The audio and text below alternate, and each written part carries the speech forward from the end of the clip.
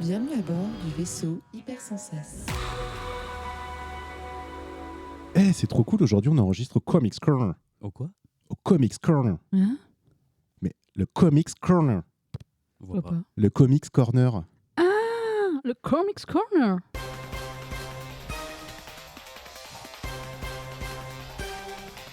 Bouillard. Et bonjour à toutes et à tous et bienvenue dans le 180e épisode de Comics Outcast, votre rendez-vous bimensuel sur l'actualité des comics et de la mauvaise foi bien sûr. Je suis Quetrus et j'aurai l'honneur de vous guider tout au long de cette émission, un peu spéciale mais j'en parle juste après. Et pour m'accompagner, j'ai autour de moi de fantastiques chroniqueuses et chroniqueurs. Bonjour Nivrae, comment vas-tu ? Salut, bah super bien. Ça va ? Est-ce que tu lis des choses en ce moment ? Il y a des petits trucs à recommander ? Eh ben, pas vraiment. J'avoue que je me suis relancée dans les jeux vidéo. Ah. Malheureusement. Et ouais, non, j'ai complètement perdu le temps et j'ai quand même pris le temps de préparer l'émission. Mais j'avoue que ouais, j'ai vachement de retard là dans mes lectures. D'accord, c'est à cause d'un certain John Couscous du Contrecast ? Pas du tout, j'ai Non. ressorti ma PS Vita. Ah d'accord. Donc des oldies, très bien. C'est ça. Jean Voca, bonjour. Bonjour, Ça va ? ça va bien? Et toi, est-ce que tu lis en ce moment des choses ? Ouais, je lis plein de trucs. Je suis sur le tombeau de Dracula, réédité chez Panini. Et puis je viens d'attaquer Mad Management. Ouais, c'est bien, c'est Ah, c'est ouais. pas moi qui ai fait Comics Corner, tu vois. Parce que Comics Mad Corner. Management. Dont on a parlé il y a quelques temps Ouais. avec Zef, ouais, Et c'est hyper bien. qui est mortel, effectivement. Et j'en profite d'ailleurs pour saluer une fois en passant les éditions Toussaint Louverture qui font vraiment, Ouais. Monsieur Oui. Toussaint Louverture qui font des éditions magnifiques. Magnifique, ouais, exactement. Merci. Et pourquoi cette émission est spéciale, en fait ? Car nous sommes dans une Batcave d'une librairie parisienne de comics, le Comics Corner, vous l'avez compris grâce à la blague. Et d'ailleurs, à cette occasion, nous consacrerons ce focus d'ailleurs aux gens qui travaillent, qui travaillent en deuxième partie d'émission comme vous l'avez l'habitude. Et cerise sur le gâteau, Jimmy et Alexandra, donc du Comics Corner, nous font l'honneur de se prêter au jeu des reviews avec nous. Alexandra, bonjour. Salut. Tu vas bien ? Ouais, très bien. Ouais. De quoi tu vas nous parler aujourd'hui ? Je vais parler d'Harley Quinn de John Murphy. Ça va plaire à Zef, ça. Jimmy, bonjour. Bonjour. Merci de nous accueillir. Bah, c'est un plaisir, c'est vraiment un plaisir de vous avoir chez moi, puisque ce sera la première fois qu'un podcast est enregistré ici même, et c'est un plaisir que ce soit vous et personne d'autre. Ouais, on en parlera, mais vous faites quand même du podcast vidéo. Voilà, du podcast vidéo, mais en tout cas, votre format, ce sera la première. Bah, écoute, c'est un honneur, c'est un grand plaisir. Merci à vous. Voilà, je crois que Comics Outcast 180, c'est parti.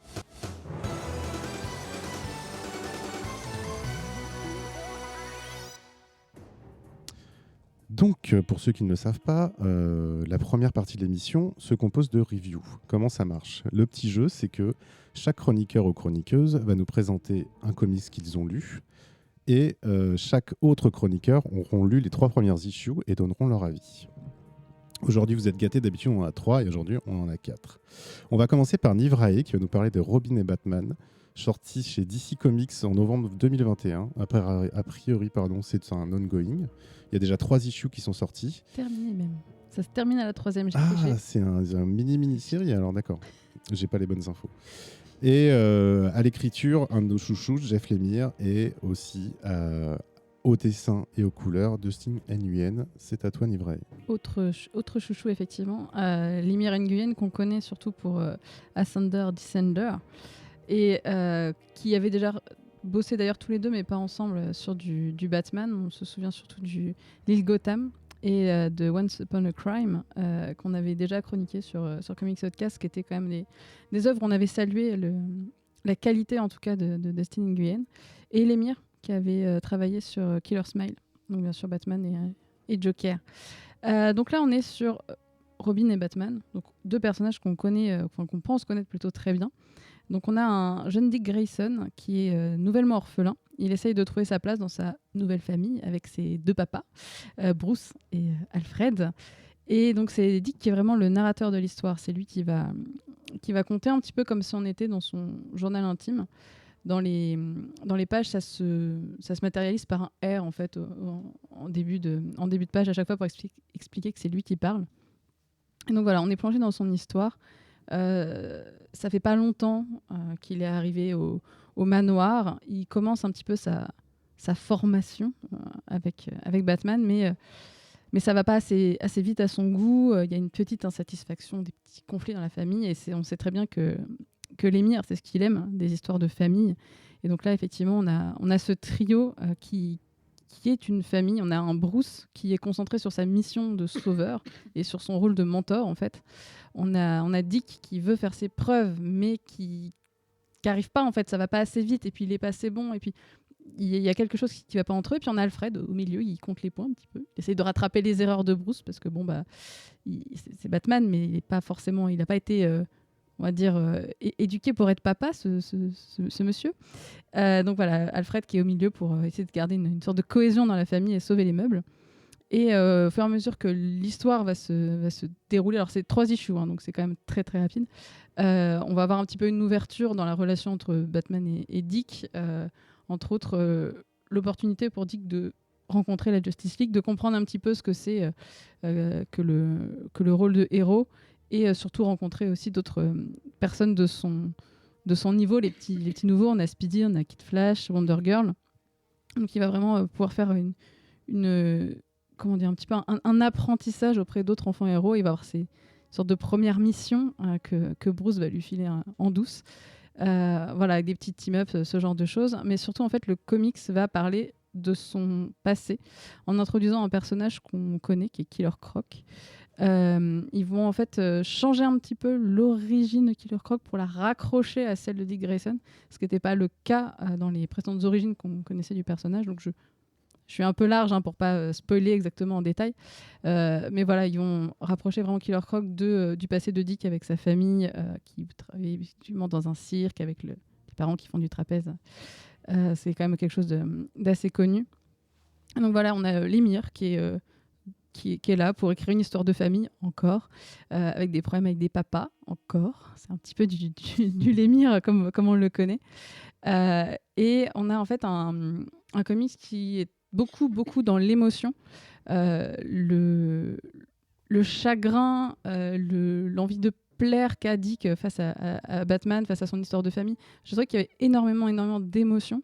Le personnage de Dick Grayson est super bien présenté, en fait. C'est un ado qui est frustré, qui est vraiment bloqué, en fait, dans l'attente de correspondre à ce que Batman attend de lui, alors qu'il est jeune, il est très jeune. Et voilà, j'ai énormément aimé la manière dont l'émir a écrit les personnages. Et puis à côté de ça, Dustin Nguyen, que j'admire énormément, qui est pas au sommet de son art, puisqu'il est toujours au sommet, il est en permanence au sommet. Il est incroyable, qui présente des planches vraiment très belles entre un Batman qui est limite en noir et blanc, en fait, qui est vraiment que dans la nuance de gris, et à côté un Robin qui explose, en fait, Dick Grayson dans son costume qui est une espèce de rouge orangé, vert, doré, qui flash vraiment sur les pages. T'as vraiment des contrastes de couleurs qui sont magnifiques. C'est une espèce de taches de peinture d'encre, en fait, sur les pages, qui sont vraiment magnifiques. On reconnaît sa patte en 2 secondes, c'est vraiment magnifique. Et voilà, ça, on a vraiment des basculements d'ombre, lumière. Enfin, il y a plein de pages où je me suis arrêtée en me disant wow, c'est quand même vachement beau, en me disant ça, j'aimerais bien récupérer le visuel. Je sais que pour Once Upon a Crime, il avait mis des planches en vente sur son site, et là je pense que je guetterai aussi s'il y a des choses qui débarquent pour Robin et Batman. Ça me paraîtra très intéressant pour moi. Et voilà, donc très beau dessin, une histoire qui est vraiment très prenante. Alors 3 issues, donc faut pas s'attendre à une histoire qui va s'étaler. C'est assez rapide, en fait, dans la narration. Mais c'est très intéressant. Je pense qu'il sortira en français. C'est vraiment très certain. Je n'ai pas vérifié s'il y avait une date qui avait été annoncée par Urban. Non, mais pas je encore. pense qu'ils ne feront pas l'impasse de ça, surtout vu les auteurs-dessinateurs et vu la qualité, en fait, du récit. Je pense qu'il débarquera très très vite chez nous. Alexandra. Oui, je rebondis juste sur Oui, ta vas-y. dernière phrase, mais oui, je pense qu'ils vont complètement le sortir chez Urban, parce que pour le coup, ça prête aussi bien aux enfants qu'aux adultes. Oui. Dustin Nguyen est très fort sur ça, sur les contes de Gotham aussi, où ça offre un large public, et c'est très intéressant pour comprendre aussi bien la personnalité de Robin que la personnalité de Batman, parce que c'est un père exécrable. Enfin, on n'a pas du tout envie de l'avoir, Oui. et c'est d'autant plus marqué. Et c'est marrant parce que c'est marqué et c'est à la fois très léger. quand même une sorte de difficulté. On voit bien qu'il n'y arrive pas. Et alors, tu parlais tout à l'heure que ça raconte un peu l'histoire des pères de Robin. Moi, à un moment donné, j'ai cru que c'était maman Alfred et papa Robin quand ils C'est un s'engueulent. peu ça, ouais. Avec, j'ai noté notamment Alfred qui sort un bâtard à Batman. Alors, j'aime bien les gros mots, hein, je l'utilise souvent, mais là, ça m'a un peu choqué quand même. Je me suis dit, ok, Surtout de sa part, quoi. Ouais. bah ouais, là, on sent qu'il est tendu, quoi. Il est fâché et c'est très intéressant. Enfin, moi, vraiment, de toute façon, entre Jeff Lemire et Dustin Nguyen, c'est un duo qui fonctionne très bien et j'ai adoré cette histoire. Même si il y a une petite facilité à la fin sur comment Robin arrive à affronter Killer Croc.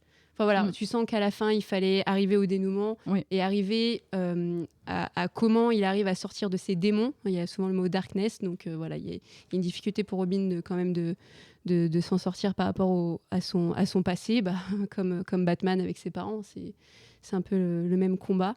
Voilà, une petite facilité à la fin, mais ça se lit très bien. Et en tant qu'ancienne libraire, oui, ça se conseille et aux enfants et aux adultes.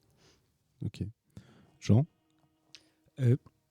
Pardon, moi j'ai beaucoup aimé aussi. Ce que j'aime beaucoup, c'est quand je veux dire, Batman, Robin, c'est des figures qu'on connaît par cœur. Et c'est toujours intéressant quand il y a des grands auteurs qui s'y confrontent et qui arrivent à y amener leurs pattes, tout en respectant ce qui a déjà été fait, tout en étant capable d'amener leur point de vue, donc dans lequel est mis effectivement le rapport père-fils et tout ce rapport compliqué. Et effectivement, la dynamique avec Alfred est très intéressante. Pareil, visuellement, moi, Nguyen, je le connais essentiellement pour Descender, Ascender, donc au départ, quand je vois que c'est lui, je me dis tiens, je l'imagine pas sur Batman. Et en fait, si, quoi. Il trouve, on a droit, j'ai envie de dire, à tous les classiques, le Batman dans l'ombre, la silhouette qui se découpe, la cape et tout ça, et réinterprété à sa façon, et ça marche du tonnerre. Et en plus, doublé d'un truc que j'aime bien entre le fond et la forme, c'est que le tout premier numéro commence par la voix off de Robin qui fait un rapport avec les contes. Les contes, là où il y a des monstres, là où il y a des chevaliers. Et dans le dessin, on retrouve ça. Je trouve qu'il y a quelque chose de l'ordre du conte dans les dessins d'Nguyen sur la façon dont il représente Gotham. On voit un peu des tours médiévales, on voit comme des arches. Quand ils sont dans les égouts, ça fait très oubliette. Et Killer Croc, on dirait un ogre ou un orc. Donc il y a un rapport.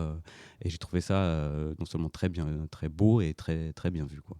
En plus, il sait dessiner les enfants. Souvent dans l'émission, on critique la manière de dessiner les enfants et il est très très bon pour ça. C'est vrai que sur l'île Gotham, c'est ce qui était quand même qui marquait beaucoup, et pareil dans les Once Upon a Crime. Et ce qui est intéressant, c'est qu'il arrive à donner une sorte de grandeur à Batman et quelque chose d'effrayant en le faisant sur certaines cases assez petit. C'est un peu la faculté aussi de ce dessinateur de rendre un peu tous les personnages un peu mini. J'avais un petit peu peur en commençant, en me disant ça va peut-être pas fonctionner, ça va faire un peu un Little Gotham qui fonctionne bien, hein, mais qui est plus sur le ton humoristique qu'émotionnel ici.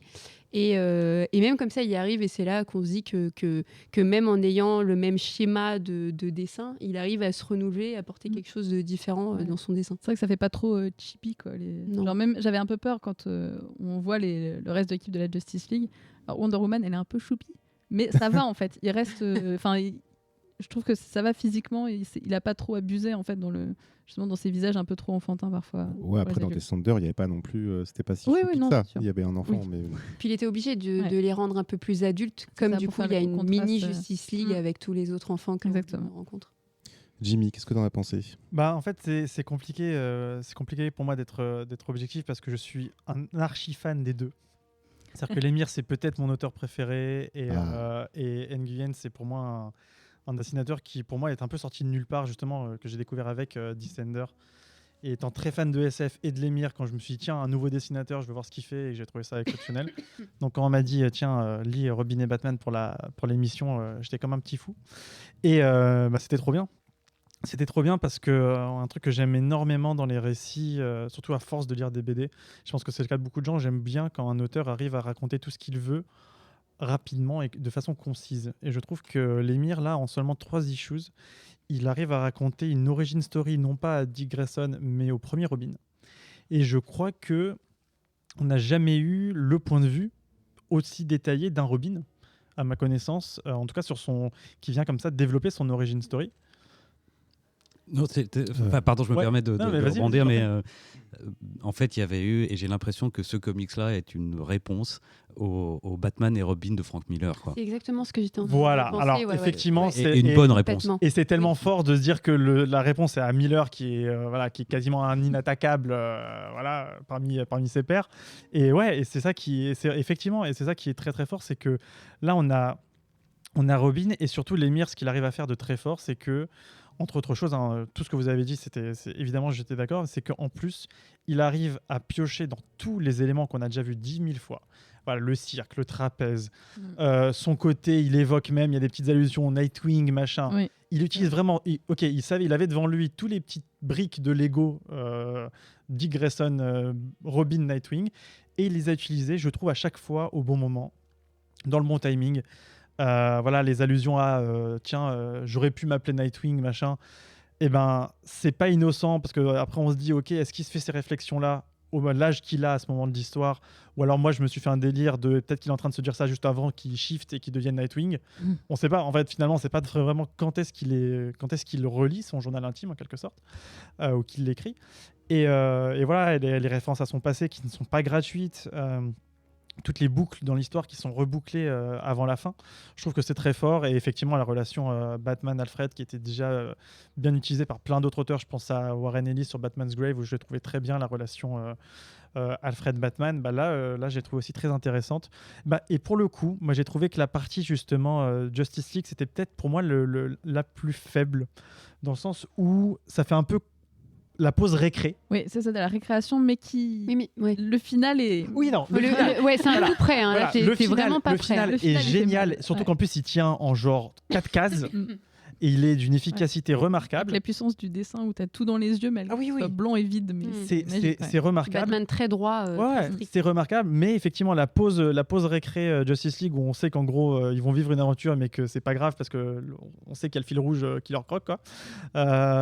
Mais sinon, c'était un plaisir. Et oui, ça sortira bien sûr en France, on sait pas quand, mais évidemment que ça sortira, et évidemment qu'on le mettra en avant parce que c'est trop bien. Et est-ce que c'est juste un arc en 3, mais il prévoit d'autres arcs derrière, ou est-ce que c'est vraiment... Ils se sont dit c'est un one-shot Non, pour l'instant, il n'y a rien là-dessus. Je pense pas qu'ils cherchent à voir plus loin. Alors, c'est un peu ouvert à la fin. Potentiellement, tu pourrais dire ils pourraient continuer là-dessus, mais je suis pas sûre que ça soit intéressant pour eux en fait, de continuer le sujet. Parce que ce qui était vraiment intéressant, c'est justement cette relation entre Dick Grayson, Batman, Alfred, et justement la manière dont il va grandir en fait, dans cette histoire. Et sortir un peu de ses démons et de réussir à construire son personnage. Ne pas devenir un nouveau Batman. Voilà. Et on remarquera aussi un truc, j'y pense, mais que c'est assez facile de faire c'est assez facile. On peut aussi penser au miroir qu'on a avec le début de Damian Wayne en tant que Robin. Moi, ça me qui lui aussi est un peu foufou, foufou un peu plus agressif, mais un peu le côté vas-y, je vais faire mes preuves auprès de papa. Sauf que là, on voit un Dick Grayson qui est un peu le version light de Damian, et c'est marrant d'avoir ça en tête quand on lit, parce que du coup ça montre une autre perspective de en fait oui, il y a eu plusieurs Robins avec un début compliqué, quoi. Et puis c'était aussi deux géants, c'était Morrison et Quitty. Bien sûr, bien sûr. Très bon souvenir, et lisez-le d'ailleurs. Et là c'est Batman et Robin par contre. Eh oui. Ok, donc plutôt un plébiscite. Merci Nivray. On va passer à la prochaine revue par Jean, qui nous présente Primordial chez Image Comics, qui est sorti, le premier sorti en septembre 2021. A priori, c'est un ongoing, mais non, tu m'as dit que c'était une mini-série. Tu vas dire, il n'y a que 5 issues qui sont sortis. Et l'auteur, c'est encore Jeff Lemire, Andrea Sorrentino au dessin, et un de nos chouchous à la couleur, Dave Stewart. Qu'est-ce que tu peux nous en dire ? Alors, c'est marrant parce que on a deux titres de Lemire, on a deux ambiances extrêmement différentes. Donc l'histoire se passe en 1961. Enfin, pour être précis, elle commence en 1959 sur la première planche, où on voit deux singes qui sont envoyés dans l'espace. C'était dans les programmes d'exploration de l'espace de la NASA, et qui semblent avoir des problèmes et disparaître. Et on coupe tout de suite, on se retrouve en 1961 à Cap Canaveral et on fait la rencontre du docteur Pembroke qui arrive du MIT, qui est tout content de venir travailler à Cap Canaveral. Il va être très déçu parce qu'en fait, il est là pour faire l'inventaire, parce qu'on va tout démanteler, parce que le programme spatial a été abandonné. Donc il est très déçu. Et pendant qu'il s'occupe de classer tout ça, il va trouver, et c'est le début de l'histoire, il trouve les relevés vitaux des 2 singes, Abel et Baker, qui étaient dans la capsule durant le vol de 1959, et il trouve quelque chose qui ne marche pas, à savoir que les singes ont été déclarés morts à 2h39, et il y a sur le relevé un battement de cœur 9 minutes plus tard. Donc il dit... Il s'est passé quelque chose qu'on ne nous dit pas. Il appelle le général pour lui parler de tout ça, qui n'a manifestement pas l'envie de lui en parler, qui lui raccroche au nez, et dès le lendemain, il est interdit d'accès sur les locaux de Cap Canaveral. Donc on sent qu'il se passe un truc que les gens n'ont pas envie de révéler. Et juste après, il y a un homme qui rentre dans sa voiture et qui lui dit il est arrivé la même chose chez les Russes quand ils ont envoyé en 1957 la chienne Laika dans l'espace. Et en fait, là aussi, il s'est passé quelque chose de bizarre. Et en gros, ils ne sont pas morts, ils ont été enlevés. Voilà. Donc c'est le point de départ de l'histoire. On va en dire un tout petit peu plus. C'est que parallèlement, donc là on est dans une ambiance très noire, même graphiquement on est sur une ambiance d'espionnage, le dessin est très sobre, très sombre, les couleurs, c'est essentiellement noir avec du bleu et du vert, un découpage simple et une ambiance de film noir, d'espionnage, de secret. Et parallèlement, on voit ce qui est arrivé. On a le début de ce qui est arrivé donc à nos animaux dans l'espace. Et alors là, on part sur des doubles planches psychédéliques complètement tarées. Il n'y a pas d'autre mot. Là, les références, c'est le trip final de 2001. Pour ceux qui l'ont en tête, c'est un peu Interstellar qui prenait chez 2001. On est sur des images d'espace, j'ai envie de dire métaphysique, où l'espace se fracture en cubes cosmiques. Et puis ils vont tellement loin, d'ailleurs le dessinateur va tellement loin qu'il y a carrément dans l'espace, pour ceux à qui ça parle, la couverture de l'album de Pink Floyd, Dark Side of the Moon. Et qui est d'ailleurs, le dessinateur écrit même sur la planche, comme quoi il s'inspire, il cite Pink Floyd et le dessinateur de la couve de Pink Floyd. Donc voilà, on a ces animaux qui étaient dans leur capsule expérimentale et qui ont traversé les dimensions. On a un changement complet donc de style graphique, d'explosion de couleurs. Moi, j'adore cette possibilité j'ai envie de dire, de représenter l'irreprésentable. Ça nous emmène très loin et on va voir. Les animaux vont arriver, pareil, ça fait penser à 2001. On va les retrouver dans un espace blanc, comme le cosmonaute à la fin l'astronaute à la fin de 2001. Et puis là, on va petit à petit savoir ce qui leur est arrivé. Là où j'en suis, j'ai lu que 3 issues, j'en sais encore pas plus. Mais c'est fou. Enfin, moi, c'est ce genre de sujet qui t'amène à quelque chose où tu te dis on va toucher au sens de l'univers, on va toucher au sens de la vie, on va toucher à tout ça. C'est avec les changements graphiques qui vont avec. Donc comme je disais, il y a le côté très noir, très polar pour ce qui se passe sur la Terre pendant qu'ils essayent d'enquêter pour comprendre ce qui s'est passé. Il y a les planches psychédéliques complètement tarées dans l'espace. Et puis il y a un changement complet encore quand ils sont dans cet espace blanc. On dirait presque ça m'a fait penser à du Frank Quitely. Oui. Voilà, tout d'un coup, c'est un autre style qui n'a rien à voir. De loin, je voyais tes planches et ça me faisait penser à nous trois, ouais. Complètement. Ouais. Et donc voilà, moi je suis chaud bouillant. Ma seule inquiétude, donc comme on en parlait, c'est que quand tu lis ces 3 numéros, tu te dis que tu es parti pour ça a le potentiel d'être une immense saga. Tu sens qu'il pourrait y en avoir. Et puis, ce serait que en 6. C'est un peu la marque de fabrique d'Image Comics. Hein. Donc je suis un peu inquiet parce qu'à 3 issues, il s'est encore pas passé beaucoup de choses. Donc si on part sur 12, je suis au taquet, il y a encore tout le temps. Si là je me dis que je suis déjà à la moitié, alors, du coup je suis un peu inquiet. J'espère que le final sera à la hauteur de ce que les 3 premiers numéros m'ont provoqué, quoi, qui m'ont fait voyager et qui m'intriguent. Ouais, tu m'as beaucoup intrigué aussi. Jimmy. Pareil, hein, encore une fois, Jeff Lemire, Sorrentino, encore un autre duo que j'aime beaucoup, notamment sur Gideon Falls, où j'ai adoré leur travail. Justement, de la même façon que là, ils explorent l'espace. Dans Gideon Falls, ils explorent la folie et une sorte de dark world un peu chelou. Là, ils arrivent aussi très bien à le faire.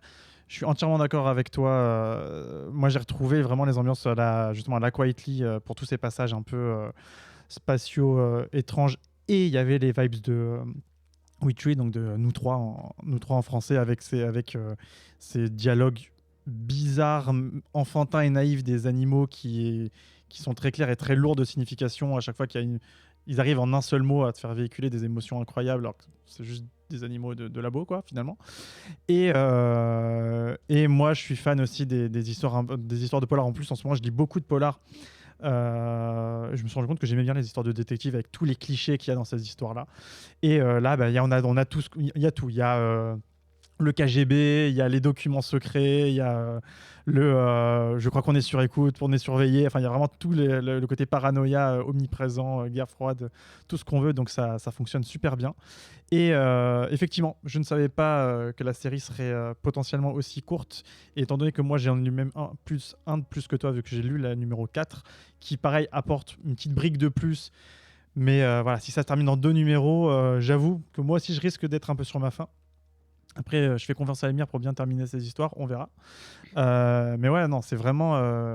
Il y a un côté tripant et il y a un côté où on veut voir à quel moment la partie sur Terre, très terre-à-terre, et la partie spatiale, loin, loin, loin, vont se connecter, en fait. Vont genre, pouf, c'est bon. Ça se passe dans le même univers. Voilà. Ça fait très... alors, je ne l'ai pas lu, mais de ce que tu as dit, Jean, ça fait très SF des années 60-70, avec le côté psychédélique. D'ailleurs, peut-être que la pochette de Pink Floyd n'est pas un hasard. Ah oui. Et même quand tu vois les images, presque t'entends la musique de Pink Floyd, quoi. Il faut se mettre un disque de Pink Floyd pour lire ces passages, quoi. Il faut toujours mettre un disque de Pink Floyd. De toute façon. Nivrae, qu'est-ce que tu en as pensé? Moi, j'ai trouvé ça super beau. Je m'étais déjà appris la première issue, et pas parce que c'était forcément Lemire. Mais ça m'intéressait pas mal visuellement, et le synopsis m'avait pas mal plu. C'est un peu cinéma, ça. Le résumé m'avait pas mal plu, le côté SF avec des animaux qui sont perdus, mais en fait ils sont toujours là.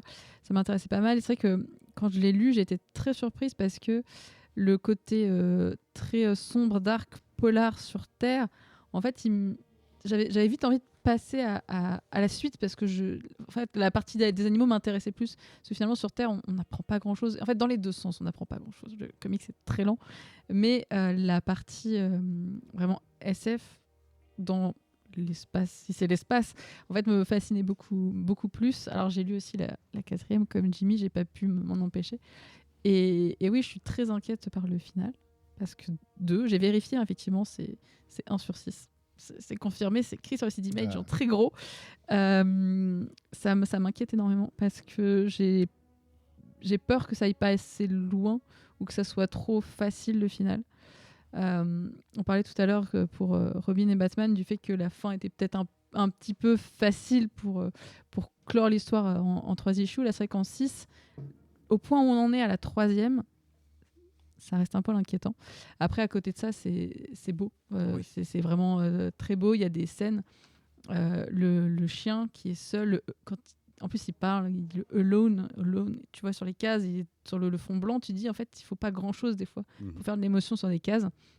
J'ai trouvé ça vraiment fou visuellement. Quand c'est décomposé en milliers de petites cases, tu as envie de regarder tous les éléments, de comprendre ce qui se passe. Tu dis que c'est vraiment de la folie, quoi. Je ne sais pas comment tu peux réussir à construire des pages comme ça. Et ouais, non, j'ai vraiment, vraiment beaucoup aimé pour cette partie-là. Après, le côté polar, noir, en fait, le contraste est tellement fort dans la qualité des dessins, des couleurs, que j'ai un peu moins accroché sur la partie terre. Mais ouais, bon, de toute façon, je le continuerai parce que j'ai envie de comprendre où il veut aller. Mais ouais, j'ai un petit peu peur pour le finish là, sur les 5-6. Je sais pas. Le mysticisme du truc, de toute façon, on n'aura forcément pas d'explication parce qu'il faut pas expliquer ce genre de choses. Mais ouais, je redoute un petit peu le final. Pareil. Alexandra. Je vais pas plus en parler. Je vous rejoins un peu sur l'idée que j'ai peur que ça se finisse un peu rapidement. Mais moi, il y a 2 points qui m'a beaucoup intéressé. C'est la reprise de faits historiques, quand même, sur voilà, entre la guerre froide, entre les États-Unis et la Russie, et d'un point de vue des animaux. Enfin, il y a quelqu'un qui s'occupe des petites têtes qu'on a envoyées au fin fond de la galaxie et qu'on s'en fout un petit peu, parce qu'il y a un passage intéressant quand même sur la femme qui s'occupe du chien. Alors c'est très très mignon, donc du côté de la Russie, mais tu l'envoies quand même. Alors t'es intelligente, ma petite, t'es intelligente, elle lui répète, mais tu vas quand même l'emmener dans un coin où elle est peut-être pas prête. Et ça, je trouvais ça cool. Et globalement, sur un point de vue du comics, là tout à l'heure on parlait de Batman et Robin, du genre super-héroïque. Bah voilà, le comics c'est pas que ça. Alors c'est peut-être anodin ce que je dis, et certains de vos auditeurs le savent déjà, mais pas tout le monde. Il y a encore des gens, et Jimmy peut le dire, qui arrivent en librairie et qui dit bon bah voilà, j'ai regardé un film du MCU, c'est quoi les super-héros? Bah non, aujourd'hui il y a de la SF, il y a du comics d'horreur, il y a du post-apo, il y a voilà, des reprises de faits historiques comme on peut avoir un petit peu chez iComics sur Bitterroot. Je pense à ça parce que j'ai commencé le tome 3 ce midi. J'ai travaillé, mais j'ai lu aussi. Donc voilà, ça j'aime beaucoup. Et l'autre point, mais tu l'as super bien mentionné, c'est le dessin. Enfin, le scénario est top, mais le dessin, j'ai pris des claques à chaque fois. Et j'aime beaucoup l'aspect, voilà, avec les animaux un peu dans une sorte de galaxie, et la respiration des pages. C'est-à-dire que ce soit au niveau du texte, on n'a pas beaucoup de texte, on a un mot, voire pas du tout. Des fois pas de couleur, vu qu'on est sur ce blanc un peu mystérieux, et ça montre qu'on n'est pas obligé des fois de se prendre comme ça je pense à Lady Mechanica chez Glénat, beaucoup de contenu très très chargé, des fois c'est illisible, et c'est bien aussi de se dire que du comics c'est aussi du visuel, c'est aussi se prendre des claques, et c'est un peu ce qu'on vit quand même avec Primordial. Et surtout là, c'est impressionnant parce que Sorrentino, il a quand même un style la plupart du temps qui est avec des noirs profonds, avec des traits un peu, pas des traits fins, c'est un peu baveux et tout ça, ce qui donne vraiment son style et qui correspond vachement bien à tout ce qui est polar d'époque, tout ça. Et là, de voir ces pages blanches avec un trait très fin chez lui, en plus, ça contraste encore plus. C'est assez impressionnant, quoi. Je crois que j'avais jamais vu de planche de Sorrentino comme ça, aussi en très fin. C'est épuré. Ouais. Est-ce que tu veux rajouter quelque chose, Jean ? Non, lisez-le. Moi, je suis très intrigué, je vais foncer dessus. Écoutez Pink Floyd aussi. Voilà. Écoutez Pink Floyd. Les deux en même temps, du coup. Bien sûr. Mais une page sur 2, que quand c'est dans l'espace, pas dans la partie polar.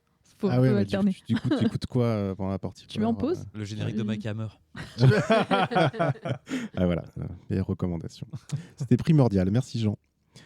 Troisième review, Jimmy va nous présenter Cemetery Beach, sorti chez Image Comics en septembre 2018. Donc c'est une mini-série en 7 qui est finie et qui est sortie chez Urban Comics dans la collection Urban Indies en août 2020, il n'y a pas très longtemps. Écrit par Warren Ellis et dessiné et mis en couleur par Jason Howard. Exactement. C'est Cemetery Beach, donc, du coup, qui est sorti en un seul tome chez Urban. Et donc, en gros, ça raconte quoi? Donc, on va suivre un gars qui s'appelle Michael Blackburn, qui est une sorte de franc-tireur, d'éclaireur que la Terre envoie sur une planète qui serait colonisée par des humains qui auraient trouvé un moyen de voyager entre les galaxies.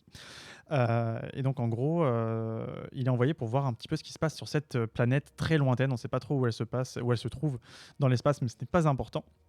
C'est juste une exoplanète. Et donc, ce gars-là arrive sur place, constate que c'est un monde qui a donc évolué de façon très différente, évidemment, de la Terre, et qui, malheureusement, va se faire capturer.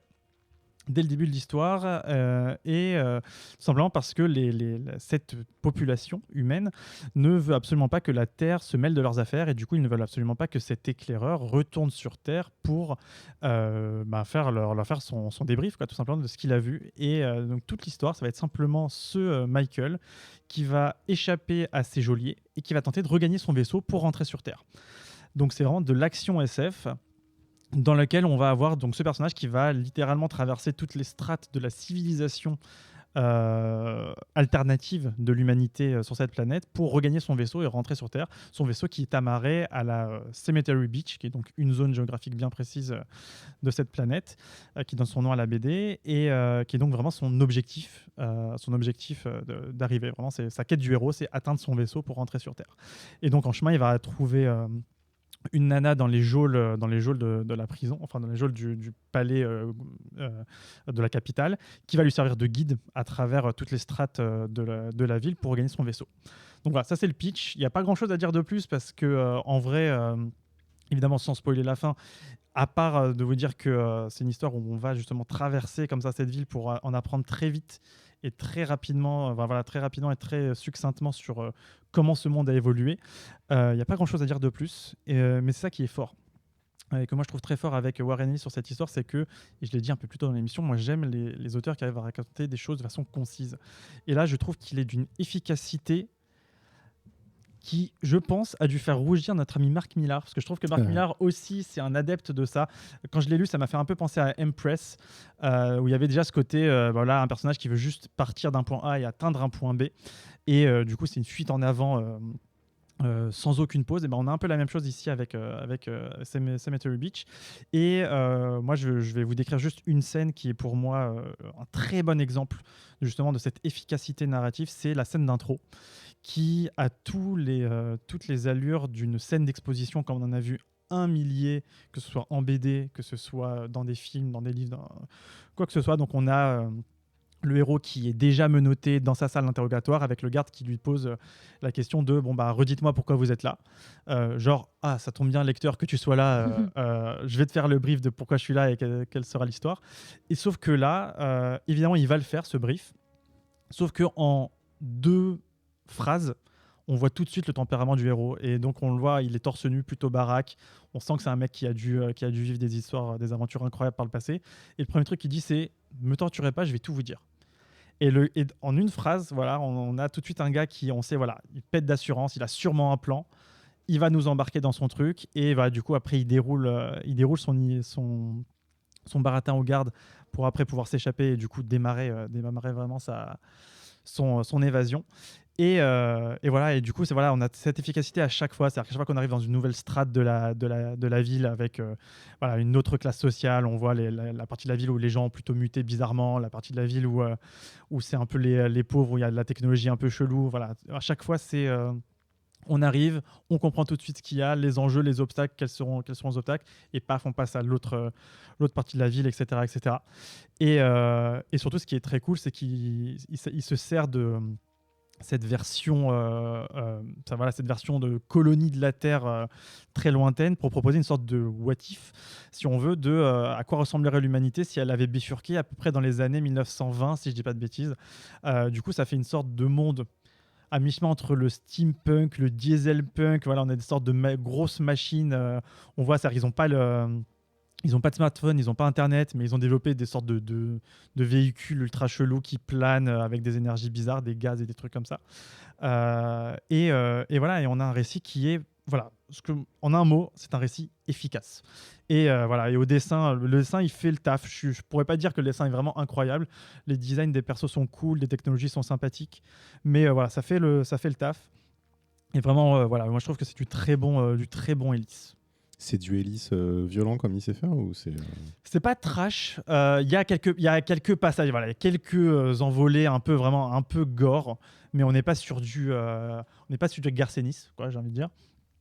C'est jamais vulgaire, j'ai envie de dire, à part le méchant qui est vraiment, il est méchant, très méchant, tu vois. Il est méchant dans un design à la aux Harkonnen dans la première version de Dune, tu vois. Genre vraiment, tu vois, c'est vraiment ok. Tu vois la case, c'est le méchant. Oui, très bien. Mais sinon, non, voilà, il y a Il y a un truc qui est assez marquant par contre, et j'y repense, c'est que c'est le héros. Donc on a le héros qui a sa mission, il est éclaireur, il doit rentrer chez lui, machin. C'est pas un guerrier, un combattant quoi. Par contre, il laisse une traînée de cadavres derrière lui. Et en fait, au bout d'un moment, on se rend compte que les cadavres qu'il laisse derrière lui, c'est des pauvres types qui faisaient juste leur job de garder un endroit, une porte. Et en fait, on n'y pense pas assez aux hommes de main dans les BD. Les pauvres hommes de main qui font juste ça peut-être pour nourrir leur famille. Non mais c'est vrai. Et ça me fait penser à cette blague dans je sais plus quel Austin Powers où il y a cette blague d'un homme de main qui se fait buter et on appelle sa famille on va dire désolé votre mari est mort et la mère de famille qui est là et qui dit je crois en plus d'ailleurs face caméra on pense pas pourquoi Et moi je suis trop comme ça dans les films quand il y a des grosses guerres comme ça et que tu vois ouais mais je suis c'est de vraies personnes quand même. Et stop. c'est ça et en fait il tue des gars qui des fois même hésitent à lui tirer dessus parce que c'est un humain en face de lui mais lui il y va parce qu'il a son objectif et il y va donc voilà ce que je pouvais en dire grossièrement cette BD. Ok, Jean. Alors, attention, le débat. Attends, tout allait bien jusqu'à maintenant. Est-ce que tu es fan, est-ce que tu aimes bien ce que fait Élise d'habitude ou pas? Parce que je sais qu'il est très clivant cet auteur. Alors ça fait longtemps. Pour être franc, je sais plus, je me rappelle plus ce que j'ai lu de lui. Batman's Grave, la dernière chose qu'il a sorti. Celui-là, je l'ai feuilleté. Donc ça fait bien longtemps que j'ai pas lu. Transmétropolitane. Transmétropolitane. Ça j'ai beaucoup aimé. Mais alors là, non, ça m'a pas convenu pour plusieurs raisons. Je suis d'accord avec la scène d'intro qui est vraiment excellente. Mais après, l'efficacité, ça fait pas tout, ça suffit pas. C'est-à-dire qu'il y a le concept global de l'intégralité de la série, c'est une énorme scène d'action non-stop du début à la fin, où là pour le coup, sans que les dessins soient effectivement extraordinaires, en tout cas ils ont une dynamique très très chouette et on a l'impression, on en prend plein la vue d'une scène d'action, de rebondissement incroyable. Mais voilà, il court et pendant ce temps, les deux personnages échangent. Donc elle lui donne des infos sur l'univers, lui il raconte un peu vite fait sa vie. Mais au bout d'un moment, j'ai trouvé ça hyper artificiel, la façon dont les informations sont amenées, la façon dont ils sont tout le temps en train de courir avec 1000 gardes qui vont les tuer, et puis en même temps, il dit « Oui, alors moi, dans mon passé, ceci, et puis alors ici, il se passe ça. » Donc ça, je trouvais ça hyper artificiel. Et surtout, et c'est peut-être ça qui m'a le plus dérangé, c'est que finalement, je trouve qu'il ne le présente pas, ce monde. C'est-à-dire qu'il le traverse en quelques heures de nuit, il rencontre quelques personnes qui dézinguent, et on a quelques infos, mais juste quelques infos. Donc moi, j'arrive à la fin, je fais ouais, j'avais une super scène d'action, on m'a vaguement montré un univers qui est peut-être bien, mais j'en sais rien parce qu'on m'en a rien montré finalement. Donc moi, ça m'a pas voilà, je sais pas les autres, mais moi, ça m'a pas convenu. Je suis resté vraiment hyper frustré. Au début, je suis à donf. Mais sauf qu'à mesure que ça avance, je me dis, mais il ne me l'explore pas le monde. Il me donne une petite info par-ci, une petite info par-là, et ça y est, c'est fini. Et comme je trouvais la dynamique entre les deux personnages un peu artificielle, du coup, voilà, moi je suis resté sur ma fin. Je ne sais pas ce que les autres en ont pensé. Alexandra ? Je pense que ça dépend du lecteur. C'est vraiment... Non mais c'est vrai, il y a deux aspects. Il y a celui qui va lire du comics style Toko Ghost où j'ai besoin de beaucoup d'action, j'ai besoin que ça soit speed, j'ai pas forcément besoin d'attache avec le personnage ou d'en savoir plus sur son passé. Et pour le coup, ça répond à la charge complètement. C'est road trip, c'est bourrin, il n'y a pas de souci. Moi, ça n'a pas fonctionné. Pareil, j'ai pas eu de gros coup de cœur parce qu'il manque des informations, parce que ça manque un peu de profondeur. Okay. Pour le coup, même si visuellement c'est très sympa, je sais pas. Voilà, j'ai pas réussi à attacher au personnage. Je suis un peu globalement du même avis que celui qui est à côté de moi, Jean. Je l'avoue, j'ai oublié. On avait dit que c'était le plus facile à retenir. Ivrae, est-ce que plutôt côté Jimmy ou côté l'autre canapé? Allez, vas-y. Je suis pas sur le bon canapé. Non, alors j'aime beaucoup les dessins parce que... Pour rappel, c'est moi qui avais chroniqué Big Girls. Après, maintenant, je me dis, ces dessins, finalement, sont un peu tous les mêmes. Mais Jason Howard, j'aime bien sa patte, la manière dont il dessine l'action, en fait. Et là, ça rend très, très bien. Dans le comic, l'action est vachement bien dessinée. C'est très clair, tu comprends ce qui se passe à chaque fois. Il n'y a aucun souci de clarté. Après, ce que je regrette un petit peu, c'est la longueur, en fait. alors je sais pas combien ça fait de pages sur la VF, c'est 7 issues je crois en VO. C'est ça. C'est peut-être un peu long pour juste une course-poursuite où il n'y a pas énormément d'éléments derrière, de background sur l'univers.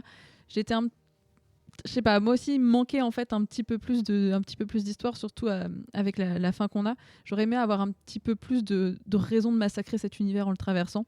Même si y a quelques éléments qui font effectivement comme le baron Harkonnen qu'on a à la tête de cet univers, mais ouais, je sais pas, il manque un petit peu de trucs en fait pour moi dans l'histoire.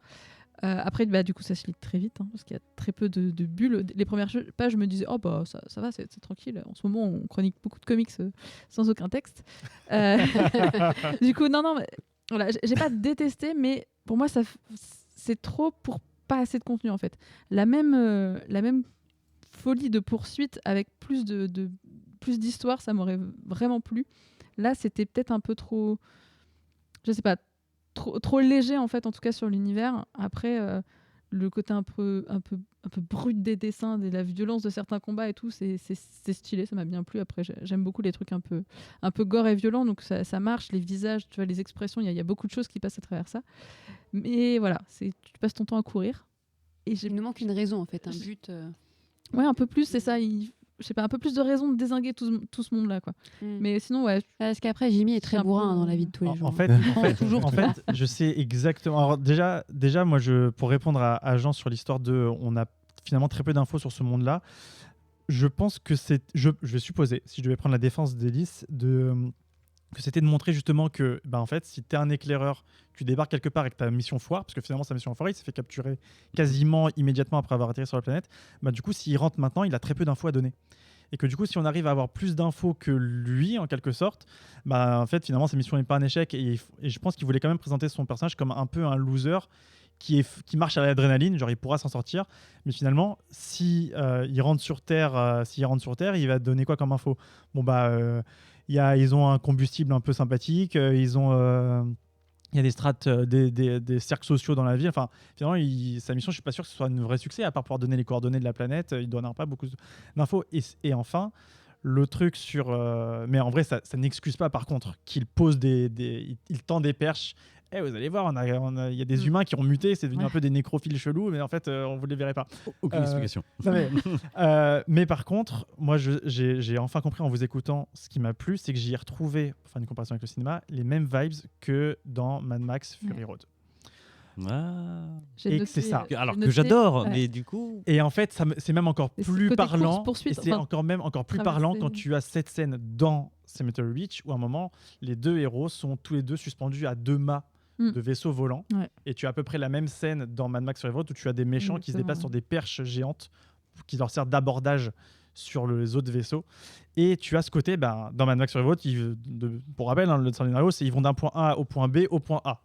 C'est-à-dire que le film, c'est genre 2 heures de aller-retour, aller-retour, quoi, plutôt. Et donc là, on a la même chose, juste dans un sens.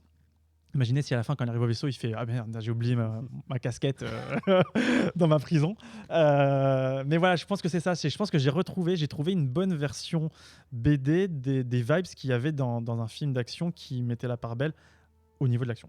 Alors, c'est marrant que tu prennes cet exemple, parce que pour le coup, je suis un fan inconditionnel de Fury Road, et je me suis pris de bec avec tous les gens qui ont dit ouais, mais scénaristiquement c'est nul, il y a rien. Les écoute pas. Voilà, donc mais là, moi je trouve que dans Fury Road, malgré le fait qu'on est sur une poursuite tout le temps et que finalement il n'y a pas beaucoup de texte non plus, on le pige, l'univers.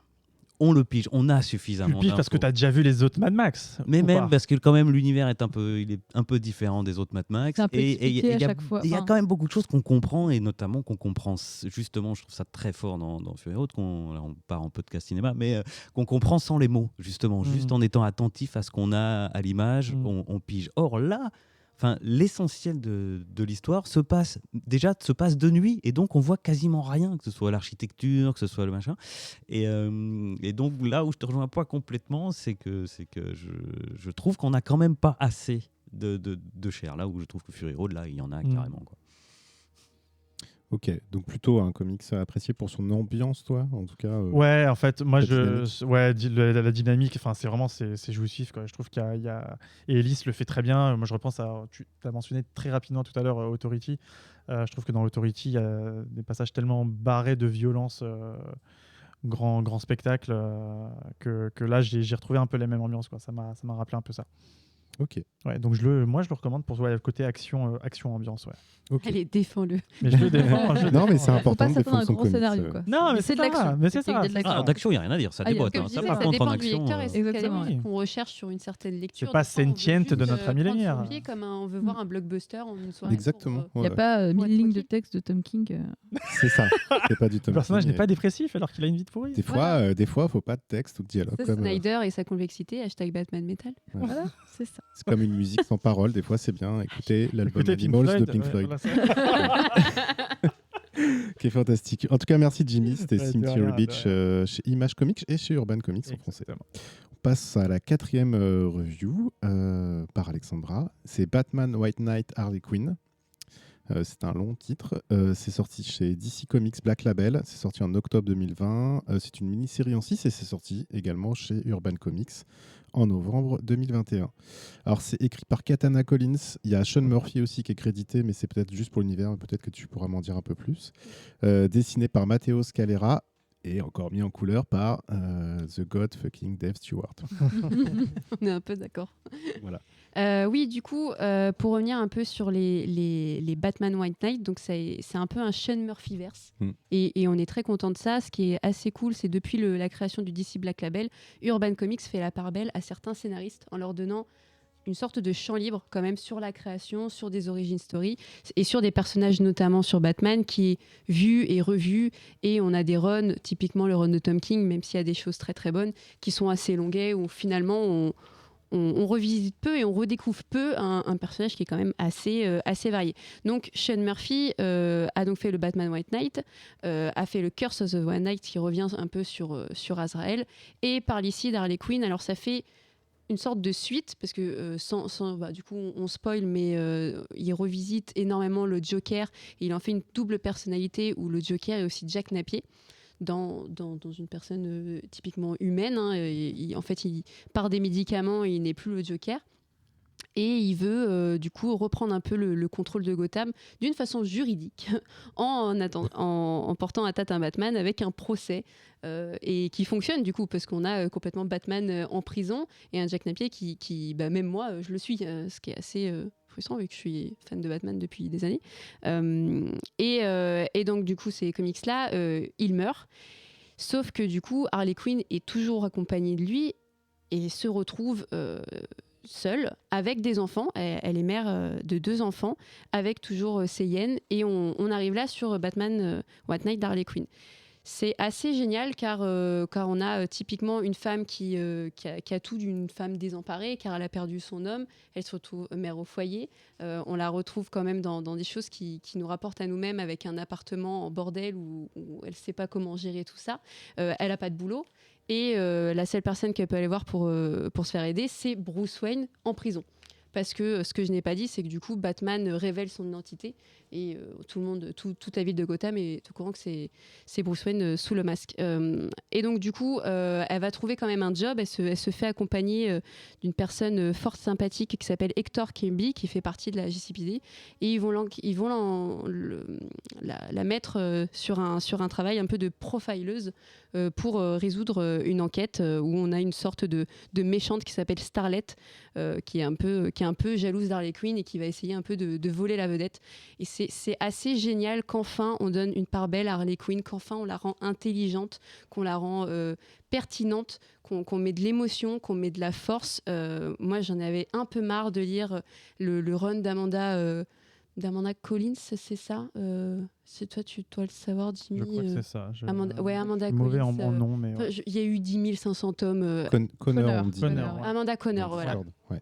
Qui c'est nul. Enfin, voilà. Après, Bim. voilà, ça non, mais alors, attention, les comics et les goûts sont subjectifs et des personnes peuvent aimer, mais ce n'est pas bon dans moi ce que je veux voir d'Harley Quinn. En plus, il y a eu un peu un too much Harley en ce moment et ça n'aide pas parce que du coup les gens se disent bon bah j'ai pas besoin finalement de lire des comics parce que bah j'ai vu qu'il y avait Margot Robbie, alors moi ça me suffit de voir Bird of Prey et Suicide Squad. Non. Et donc du coup c'est un peu dans la même veine que ce qu'on a eu sur les revisites d'Origin Story, notamment avec Arline de Stephen Sejic. Stéphane. Alors, même à l'écrit ou à l'oral, il n'y a rien à faire. On n'y arrive pas. Appelle le Step. Voilà, ou l'excellent Harley Quinn Breaking Glass chez Urban Link.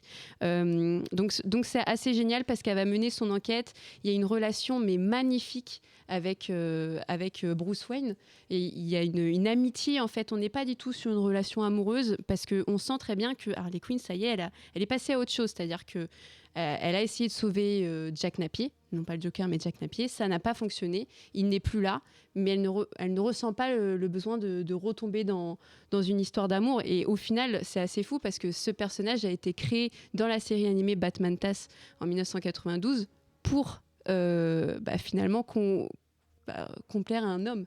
Et là, ce n'est plus le cas. Il y a une sorte d'indépendance. Alors, on l'a crié sur tous les toits dans Bird of Prey, le film, mais ça n'est pas du tout ça. Ça n'a rien à voir. C'est pas parce que tu mets un short court dans la rue et que tu mets des couettes que tu es indépendante.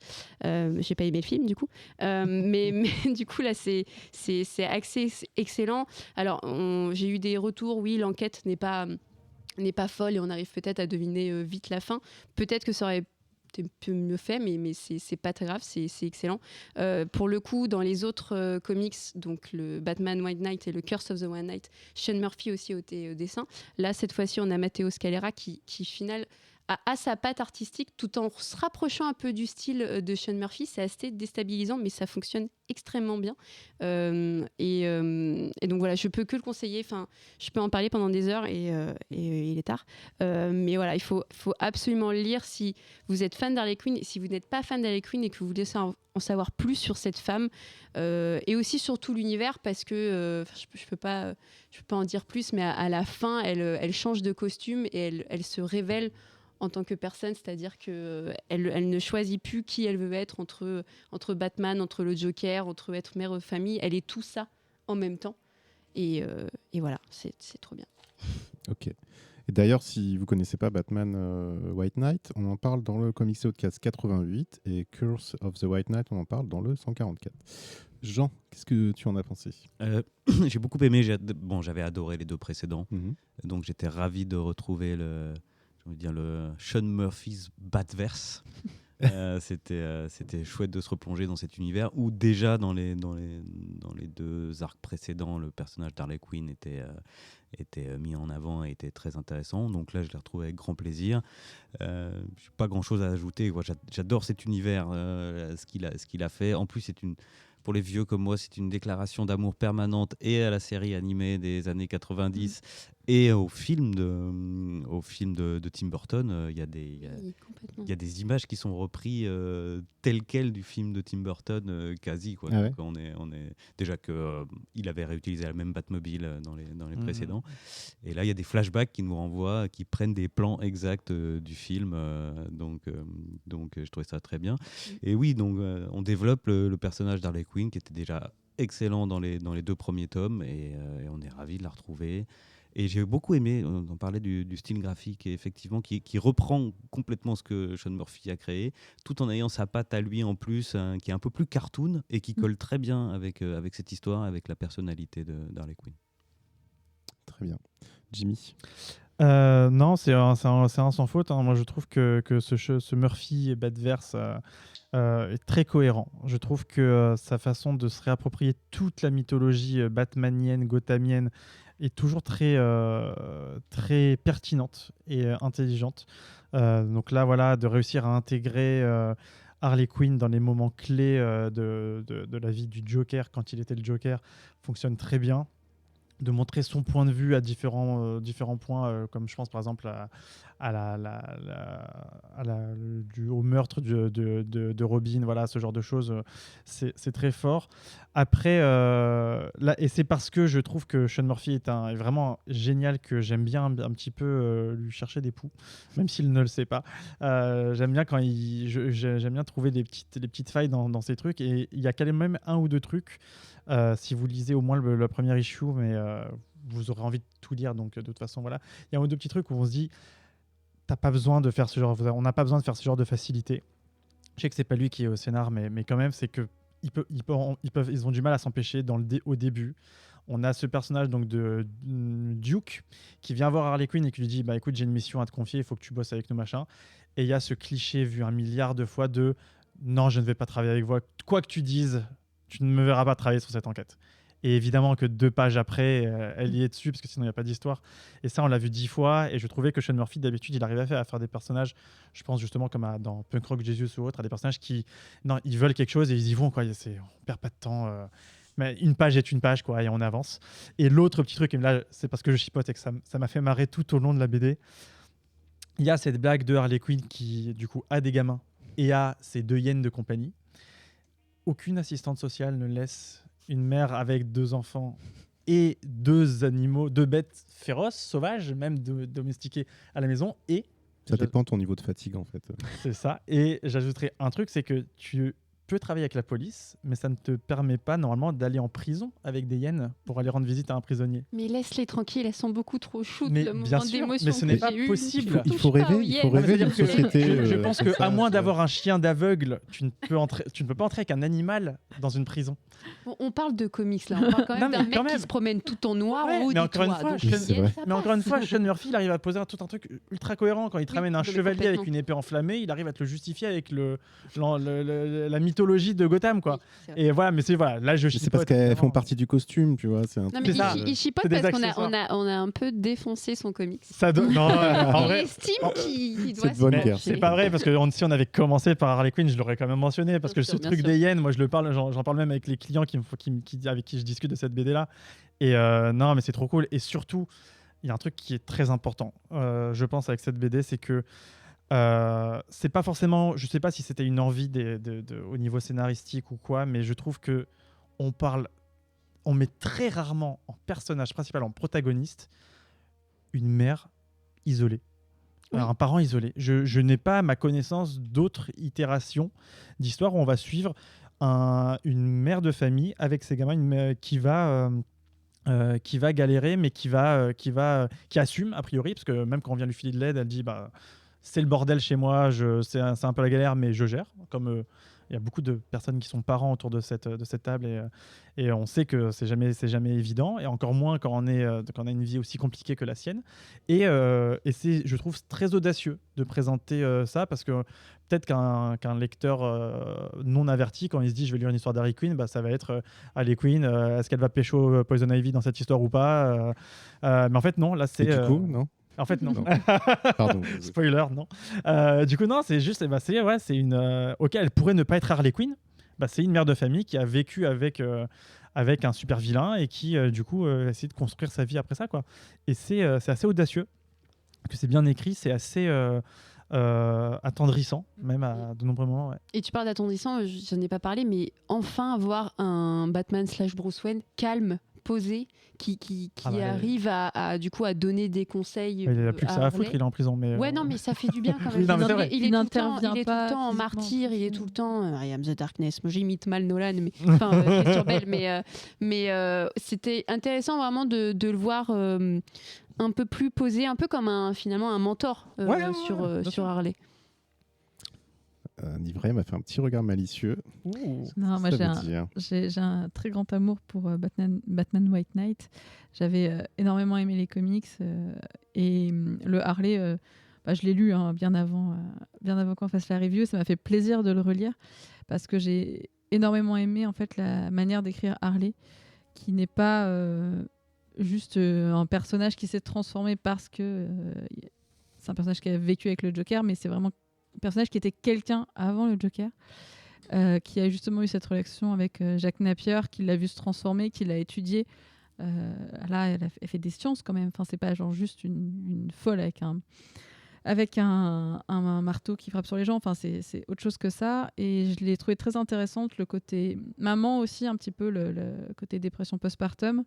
C'est autre chose. Le comics raconte vraiment autre chose, une autre version d'un personnage qu'on a l'impression de connaître par cœur et en fait pas du tout. J'ai trouvé ça hyper intéressant. Les dessins sont sublimes. Il y a plein de covers alternatives, mais aussi de pages où je me suis dit, je veux ça chez moi, je veux changer mon fond d'écran. C'est genre juste parfait. Il y a beaucoup de choses, beaucoup d'attention, de moments aussi que j'ai trouvé très beaux dans les souvenirs qu'elle a avec... alors, je dis Napier, moi, je sais pas si c'est Napier ou Napier, mais c'est vrai que je le lis à l'anglaise, alors je dis Napier dans ma tête. Quand elle se souvient des moments qu'elle a passés avec lui dans la fête foraine ou tout ça, je trouve ça hyper touchant en fait, qu'il n'a pas toujours été le Joker, il n'a pas toujours été un monstre. En fait, il y a une vraie tendresse humaine en fait entre deux avant qu'il y ait quelque chose un peu plus animal. Et ouais, je sais pas, j'ai beaucoup aimé ce côté maman où effectivement elle a peut-être plus d'amour pour ses hyènes que pour ses enfants. Qui lui rappellent des souvenirs pas toujours très heureux. Et ouais, non, je sais pas, accroché jusqu'au bout. Je sais pas si j'ai envie qu'il continue à développer ce personnage, mais j'ai beaucoup aimé en tout cas la manière de le faire là dans le comics, les dessins de Scalera, je sais pas, toute l'ambiance était vraiment très bien. Après, en fait, à côté de ça, moi, l'enquête qui est derrière, peu importe, tu vois. C'est vraiment... ça fait bien décor, ça aide le personnage à se dévoiler, à raconter un peu son passé. Mais c'est vrai que l'enquête m'a moins... comment dire, moins intéressée dans le comics, qu'elle était un petit peu... j'aurais pas facultative, tu vois, mais c'était pas le truc important du comics, même si le personnage a un look un petit peu sympa. Mais ouais, non, c'est juste une belle manière de raconter Harley Quinn. J'avais beaucoup aimé Breaking Glass, on a parlé tout à l'heure, mais c'est vrai que j'aime bien cette manière dont on parle maintenant d'Harley par rapport à avant. C'est moins un faire-valoir, c'est moins une potiche à qui on essaye qu'on essaye d'émanciper actuellement, alors qu'en fait elle était quelqu'un avant. Voilà.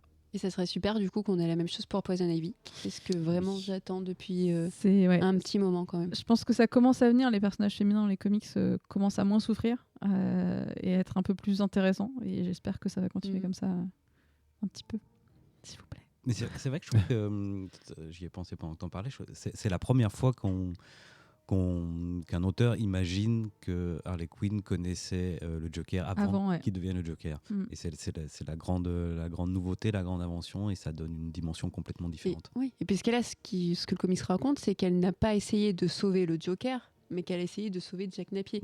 Donc du coup, qu'elle se rend compte que l'humain est important, ce qui lui permet de paraître moins folle à quand même un stéréotype qui est posé sur elle depuis longtemps. Et que du coup, je l'ai répété tout à l'heure, mais qui est accessible à des personnes néophytes dans le comics. Et c'est plus important d'ouvrir aussi ce monde-là à des lecteurs, à d'autres lecteurs que nous, qu'on a l'habitude et qu'on connaît les personnages par cœur un peu. Surtout qu'on peut vite s'y perdre dans tout ce qui est Batman et compagnie. Oui, complètement. En parlant de Mère célibataire, on avait chroniqué Miles to Go, je crois, en novembre ou octobre.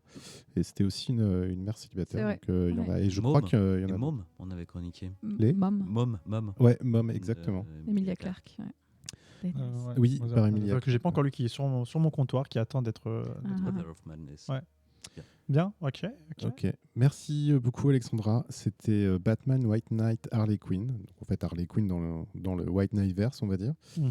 On a aussi, pour continuer dans Batman, on a aussi chroniqué Robin et Batman chez DC Comics. Et après, on avait deux comics un peu SF, on va dire. Primordial chez Image Comics, chroniqué par Jean, et Cemetery Beach, qui est chez Image Comics et Urban Comics en français. Voilà, merci beaucoup pour vos reviews, c'était très intéressant. Et on va passer à la deuxième partie de l'émission.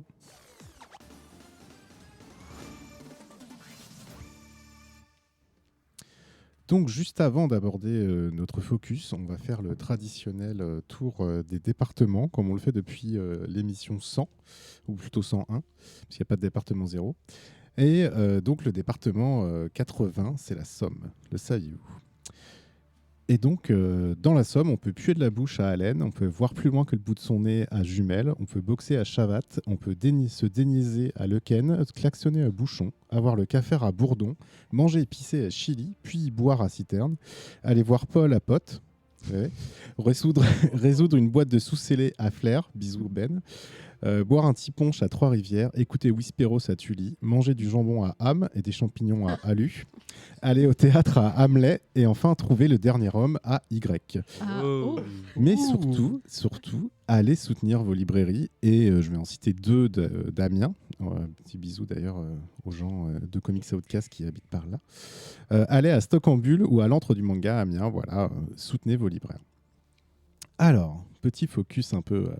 Ça vous choque, hein, ouais, bah c'est pareil. On n'était pas prêts. Non, mais moi je suis jamais prêt non plus. À chaque fois je l'écris, puis tu doutes, et puis en fait faut lâcher. Ah oui, prise ouais, t'es et lancé. et se dire faut y aller, faut fermer les yeux, regarder Parce que tout moi, droit. je raconte ça, mais je rigole à chaque truc. Donc, je mets 20 ans, quoi. Ça. Qu'est-ce qu'on va faire à l'émission 200 après l'émission 200? Je sais pas. Par contre, des trucs. Est-ce que ça va être Est-ce qu'on va tous être heureux de plus avoir Je sais pas. Non, parce que c'est à la fois marrant et gênant, mais bon, voilà. Non, faut aller au bout, blague faut un peu tenir, nulle. vous tenez quelque chose. On tient quelque chose. Bah, bien sûr. Bisous Eric. D'ailleurs, c'était lui qui avait lancé cette idée. Donc le focus, c'est vous, parce qu'on est au Comics Corner, une librairie comics à Paris, près d'Oberkampf. Et du coup, Jimmy, je vais te laisser présenter cette boutique et te présenter toi dans le Comics Corner. Eh ben, écoute, avec plaisir. Alors moi, c'est assez rapide. Hein, donc Jimmy, j'ai créé le Comics Corner en 2017. Donc je suis pas libraire à la base. J'étais juste gros lecteur de comics et de BD en tout genre, et j'avais à cœur de changer de carrière professionnelle et du coup de me lancer dans le voyage périlleux mais fort enrichissant, en tout cas au moins dans les rencontres. Tu peux dire que c'est grâce à Comics Outcast ou un truc comme ça? En tout cas, c'est grâce à toutes les personnes qui m'ont entouré que j'ai pu créer cette boutique, qui donc a ouvert ses portes en décembre 2017. Donc ça fait un peu plus de 4 ans maintenant que la boutique existe. Et donc le concept de la librairie, c'est que, à l'instar de, si vous connaissez le principe des manga cafés, à l'instar des manga cafés, vous pouvez acheter une BD comics ou vous installer et en lire dans notre espace de lecture qui fait aussi qui fait office là tout de suite de lieu de tournage. Donc voilà, vous payez à l'heure et vous vous installez, vous lisez les BD que vous avez envie de découvrir ou que vous n'avez pas envie d'avoir chez vous mais que vous avez bien envie de lire. Et donc voilà, donc la librairie se trouve, comme tu as dit, à côté d'Oberkampf. On est sur le boulevard Voltaire. On est ouvert tous les jours sauf le dimanche. Et c'est aussi un endroit où on organise des événements, puisqu'on essaye, quand il n'y a pas de crise sanitaire, d'organiser des événements assez régulièrement. On essaye de coller avec de l'actu. Donc s'il y a l'anniversaire d'un personnage, genre les 80 ans de Batman, on fait un event. S'il y a une grosse actu sur d'autres médias, genre le ciné, séries télé ou autre, on essaye aussi de coller à ça. Et c'est Comics Corner maintenant, et depuis maintenant quelques années maintenant, Alexandra pourra vous en dire plus. C'est aussi une belle présence sur les réseaux sociaux, puisqu'on a une présence du coup sur YouTube où on sort des formats vidéo. On a aussi une présence sur Instagram, sur TikTok maintenant, sur Twitter également, sur Facebook aussi. Et voilà, c'est aussi une communauté du coup de fans, d'habitués, de followers qui viennent en boutique, qui nous soutiennent lors de nos événements et qui jouent le jeu quand on organise des événements et même des rencontres avec des auteurs, des dessinateurs, ce genre de choses. Ok. Et du coup, Alexandra, donc tu es community manager pour le Comics Corner. Est-ce que tu peux nous en parler, puis de ton parcours aussi? Oui. Alors pour le Comics Corner, du coup, ça fait 3 ans et demi qu'on travaille ensemble et qu'on est assez proche sur le fonctionnement. Donc moi, mon métier, c'est de gérer la communication, d'établir à l'année une stratégie de com avec des idées de format, des idées de contenu, d'édito de posts, de le développer, de le maintenir et évidemment de faire aussi de la modération. Donc c'est répondre aux commentaires, que ce soit en MP ou sous les posts. Et donc, on crée vraiment ça ensemble. On a actuellement, du coup, comme il disait, Facebook, Twitter, Instagram, très récemment TikTok, où on a à peu près le même contenu d'Instagram et YouTube. Et c'est super intéressant parce qu'on part du principe qu'on parle du comics sous tous ses supports. Donc on va évidemment faire ce qu'on appelle les minutes du corner. Donc en 60 secondes, on présente un comics qu'on apprécie. Voilà, pour un format très court parce que moi aussi, je suis obligée de faire attention à tout ce qui est algorithme, à tout ce qui est pertinence de certains posts. Et je sais très bien que sur des formats comme Instagram ou comme sur TikTok, une vidéo qui dure 30 minutes, c'est juste impossible. De toute façon, j'ai pas le droit de l'uploader. Donc c'est vite fait dit. Et donc voilà, on a créé, j'ai pensé au Comics Fighter. Du coup, on est 2 sur la vidéo. Moi, par exemple, sur la dernière vidéo qu'on a fait sur Batman Ego, que vous pouvez trouver sur Instagram, on s'abonne. Bisous. Moi, je suis le pour. Je présente 2 avis pour et Jimmy présente 2 avis contre. Okay. Alors, évidemment, on ne descend pas le comics quand on est contre, mais c'est important aussi de dire qu'on n'aime pas tout. Parler des faiblesses. Voilà, des faiblesses voilà, très, très subjectives. Qu'est-ce qu'on a d'autre ? On va lancer là, parce qu'on l'a lancé au mois de décembre, un calendrier de l'avant Spider-Man où tous les jours on présentait soit un personnage, soit un comic, soit on revenait sur une série animée, soit sur un jeu vidéo, soit un film. On va le faire un peu pour toutes les grosses sorties.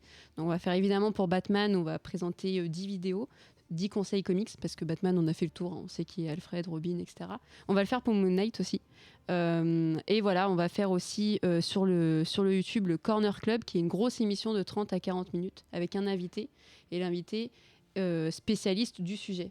Typiquement ce matin, donc on est le 20, nous sommes en combien C'est aussi rapide que moi. 28 non, parce que c'est pas la vraie date, bien sûr. Nous sommes le 28 janvier. Nous sommes le 28 janvier. 28 janvier, on a enregistré une émission avec Frédéric Sigrist, qui est créateur du podcast Blockbuster sur France Inter, qui est un énorme lecteur de comics, et on a fait humour et comics. Donc voilà, on va avoir des thématiques comme ça, et on va revenir sur YouTube sur, évidemment, quand je parlais de support, on va revenir aussi sur les séries, donc Hawkeye, WandaVision, et sur les films. Donc la dernière en date qu'on a fait, c'est Spider-Man. Spider-Man No Way Home. Et je vais aussi du coup communiquer sur l'événement. Donc là, le prochain événement, ça va être le samedi 26 février, une journée Batman, évidemment, pour The Batman de Matt Reeves.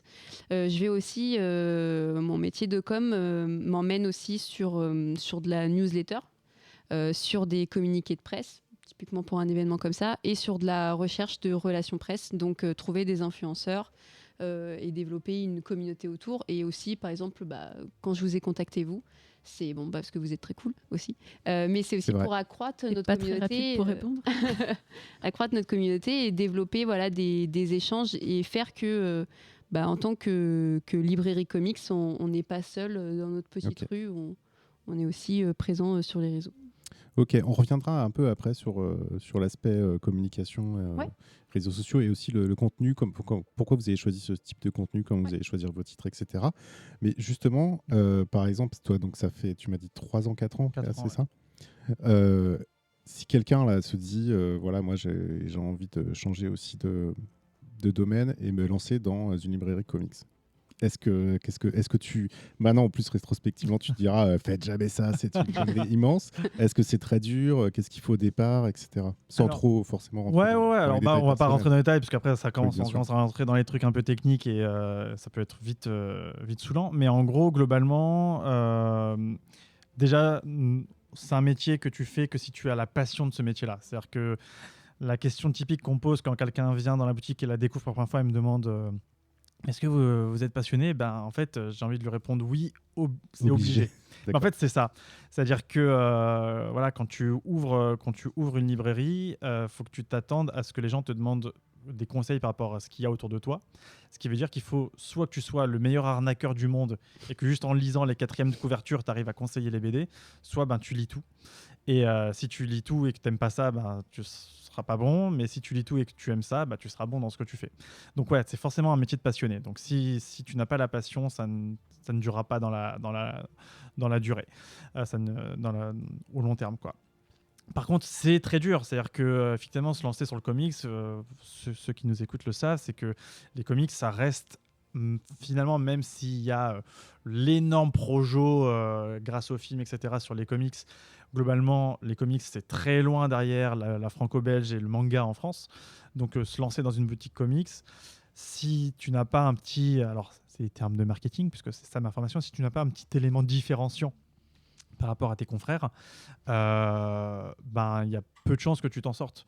C'est-à-dire que moi, si j'avais pas cette idée de ce côté un peu espace de lecture, avec autant tout l'aspect événementiel qu'on organise, tout le travail de com qu'on fait avec Alexandra, je ne suis pas ma librairie n'est pas plus intéressante qu'une autre librairie comics. Et Paris on a la chance à Paris d'avoir plusieurs adresses, de très bonnes adresses d'ailleurs, un peu partout. J'aurais pas pu tenir aussi longtemps.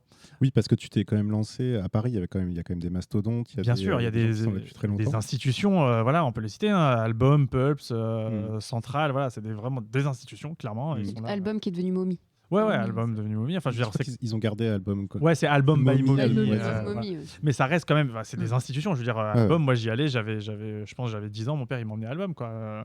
Où on y allait avec des potes quand on traînait dans le quartier. Mais donc. Vu que, et là encore une fois, ça va être un peu stratégie marketing ou ça, mais vu que je n'ai pas les moyens financiers, oui, je pense que quelqu'un qui veut se lancer ne les a pas forcément, de concurrencer ces énormes structures, faut aller sur autre chose, il faut aller sur le petit plus, tu vois. Donc moi, mon petit plus que j'ai choisi, c'est ce côté convivial, très venez la grande famille de vous aimer les comics, mais tout ce que vous avez vu c'est les films les films du MCU, c'est pas grave, venez, je vais vous montrer comment lire des BD et comment rentrer dans cet univers-là par la noble porte, si on veut, si je pouvais dire, en fait de là d'où ça vient, noble dans le sens de aux origines c'était sur du papier, quoi.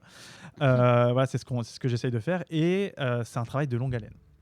C'est-à-dire qu'il faut pas avoir peur de prendre son temps, de construire sa communauté, sa clientèle finalement. Il ne faut pas avoir peur du mot, avec acharnement, beaucoup de patience et le moment très gratifiant dans ce métier. Et ça, et tout est là.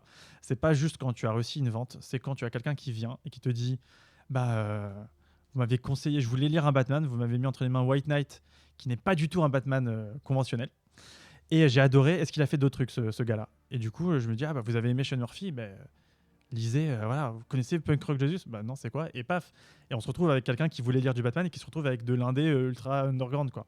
Et ça, voilà. Et là, on se dit, j'ai bien fait mon boulot, quoi. Et c'est quelque chose qui met un peu de temps à ça venir, met du temps, évidemment. ça met du temps. Et surtout, encore, je le répète, c'est que moi, j'ai pas du tout été libraire avant. C'est-à-dire que je n'ai jamais été employé de librairie.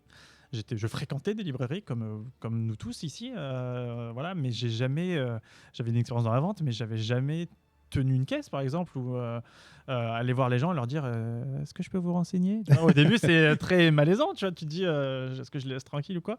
Donc non, ça, tu t'improvises pas libraire. En tout cas, je m'en suis vite rendu compte, mais ouais, faut prendre le temps. Tu prends le temps, et ce qui a été déterminant pour moi, c'est clairement qu'à chaque fois qu'il y a eu, et je le dis systématiquement, à chaque fois que j'ai des stagiaires, des gens qui viennent me voir, et encore récemment, j'ai une personne qui voulait justement se reconvertir dans le métier de la librairie et que j'ai eu au téléphone, qui m'a demandé pas forcément des conseils, mais mon ressenti sur la profession, c'est que je n'ai réussi à m'en sortir que parce qu'à chaque fois que quelqu'un me proposait de l'aide, je disais oui.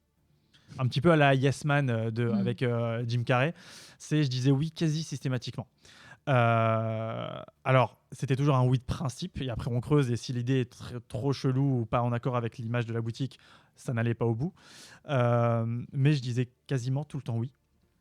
Et globalement, c'est que comme ça que j'ai pu progresser. C'est-à-dire que quelqu'un me dit, y a quelqu'un un jour qui débarque et qui me dit moi je fais de la com, je me lance, est-ce que tu aurais besoin d'aide en com? Et j'ai dit oui, et au final ça fait plus de 3 ans, et ça marche super bien, et je suis très content du travail accompli. C'est une très belle illustration de ça. C'est-à-dire que quand Alexandra, elle débarque, et je sais même plus, c'est à l'occasion de je sais plus quel événement ou quoi. Il y avait North Star Comics, qui est une petite maison d'édition. J'étais venue là les interviewer, parce que moi du coup j'avais créé ma boîte il y a 4 mois de ça.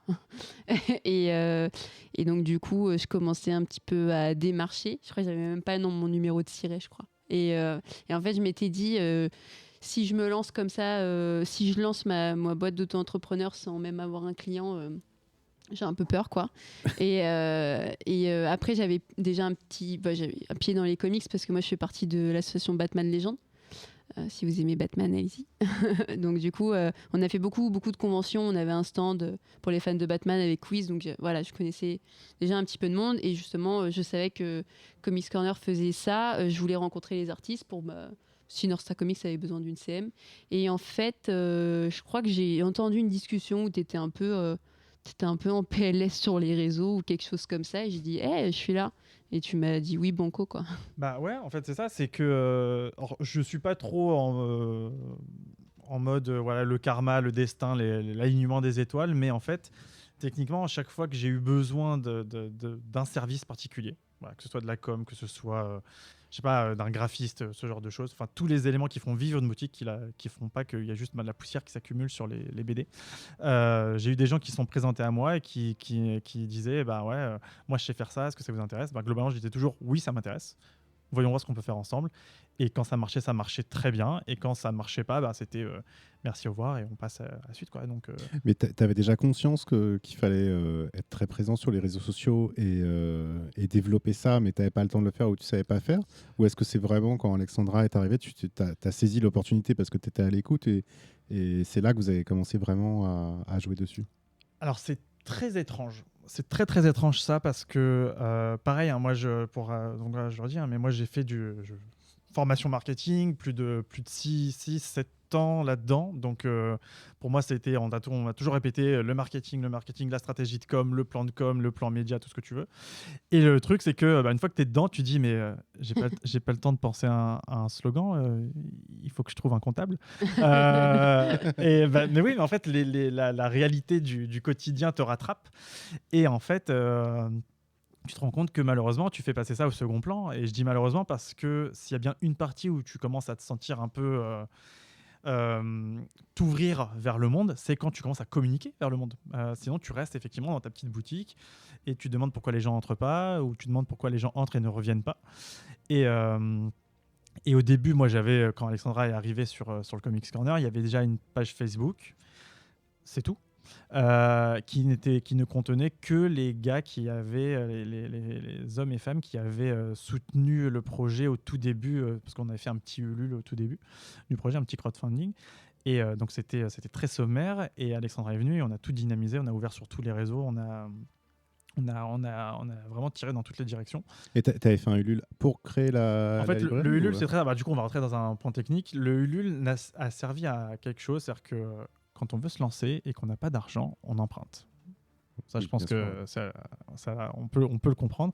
Mais du coup, une banque ne va pas te prêter d'argent si, 1, tu es pauvre, parce qu'on ne prête qu'aux riches, et c'est vrai.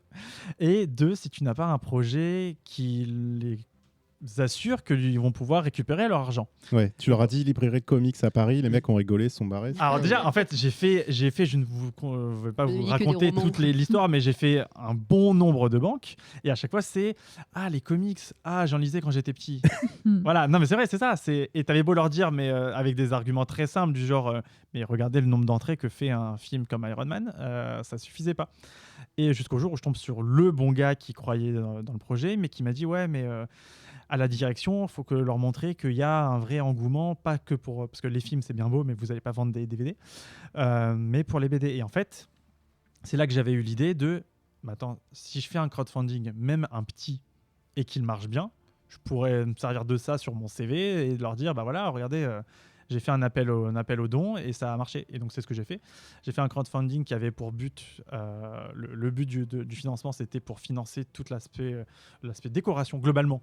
Pour faire simple, l'aspect emballage de la boutique, décor, etc. Et donc l'objectif était très modeste, hein, à l'échelle d'une boutique, on visait 5 000 €. Hein, une boutique comme ça m'a coûté beaucoup plus d'investissement. Et l'objectif a été atteint assez rapidement et on a vraiment, ça a été une belle réussite à mon échelle. Et du coup, la banque a dit, bah effectivement, voilà, ça c'est un bon argument. On sait que ça veut dire que vous avez ces gens qui vont venir dans la boutique. On sait que ça augure du bon. Et voilà, donc et pareil, ça, j'avais pas prévu du tout de faire un crowdfunding. Pour moi, c'était pareil, c'était le grand bain. Je vais faire comme les auteurs de BD qui veulent pas prendre de risques et s'auto-publier. Donc voilà. tu voulais dire Non, moi, j'aime bien ce genre de projet. Et j'ai juste une question sur la localisation de la boutique, parce que c'est vrai que moi, je suis une habituée de Pulse Album qui sont de l'autre côté de la Seine. Est-ce que le choix du quartier République, c'était de base ça, ou c'est parce que tu habites dans le coin? Oh non. En fait, au début, je voulais être dans le 5e. Ok. Pour des raisons assez logiques. Ouais. Et j'avais tout pour être dans le 5e, parce que j'avais trouvé le local parfait, la perle rare, la bonne superficie, tout ce que tu veux.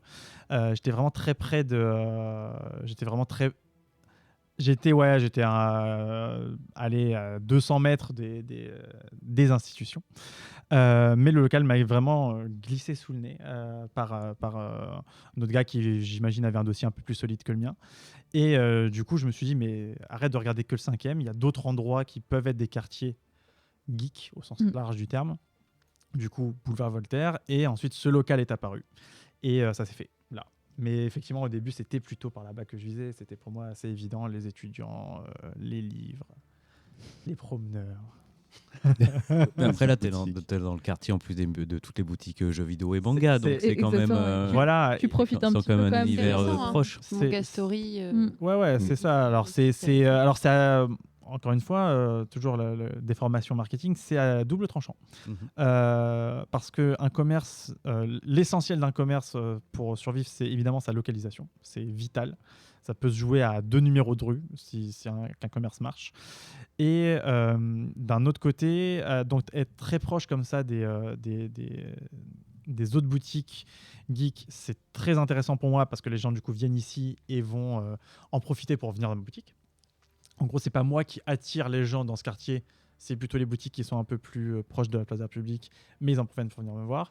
Mais d'un autre côté, et c'est le jeu évidemment, quand tu as quelqu'un qui débarque avec en tête « Aujourd'hui, je dépense 50 € et j'adore Deadpool », bah, quand il a le choix entre une figurine Deadpool ou s'acheter 2 BD, bah, malheureusement, la plupart du temps, il va s'acheter la figurine. Donc voilà, donc c'est aussi, voilà, c'est un peu le jeu de attendez, vous êtes fan de Batman, mais au lieu d'acheter un t-shirt à votre gamin, vous voulez pas lui vendre une BD? En plus, c'est de la lecture.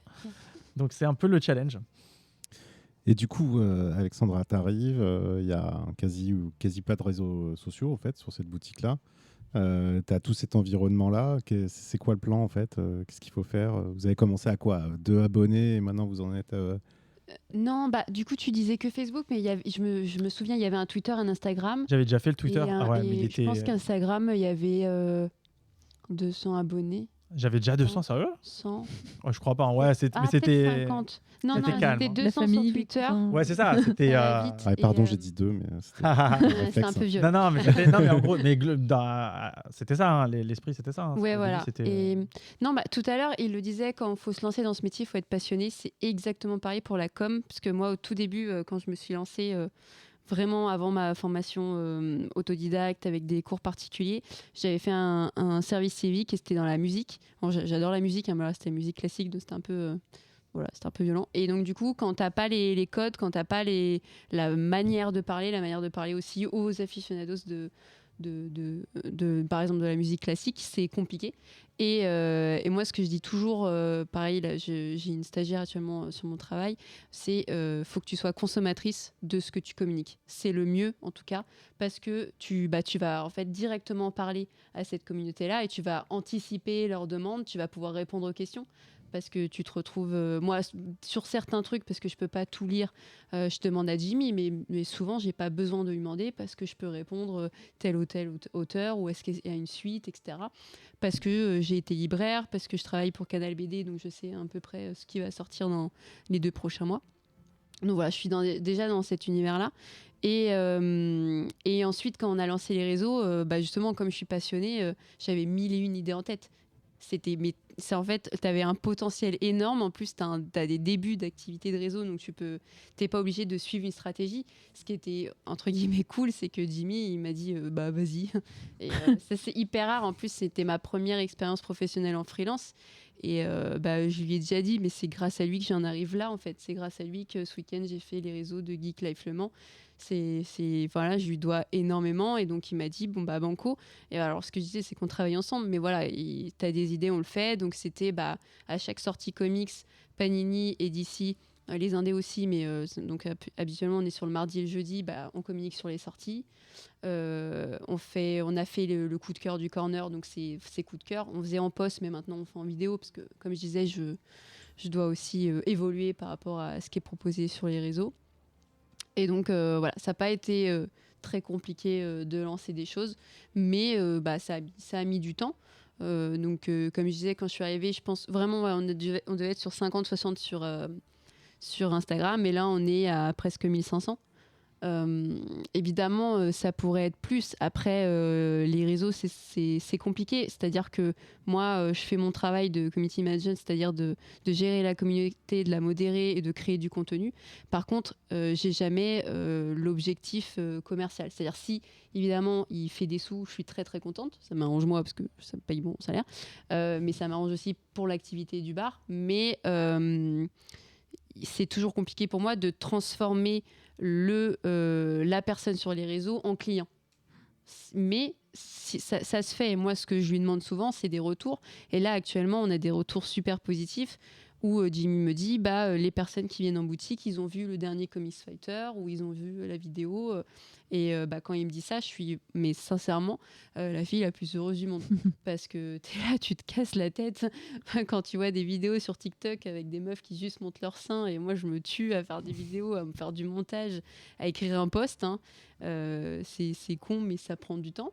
Non, et même on peut aussi dire qu'on a, depuis qu'on a commencé à travailler ensemble, jamais fait une seule campagne sponsorisée. Finalement, on n'a jamais payé Facebook, Instagram ou quoi pour mettre en avant. Mais ça, c'est vrai.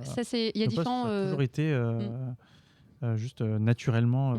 Il y a différents community managers et moi, c'est un des trucs, de mon parti pris aussi, c'est d'éviter la sponsorisation.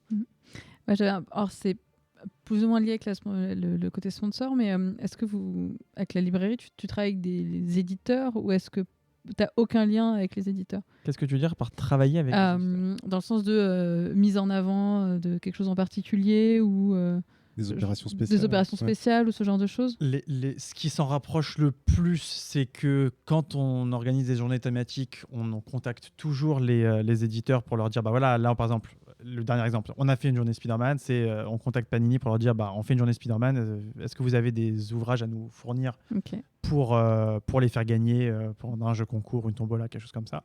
Donc on a déjà fait ça. Globalement, ça marche une fois sur deux que les éditeurs jouent le jeu.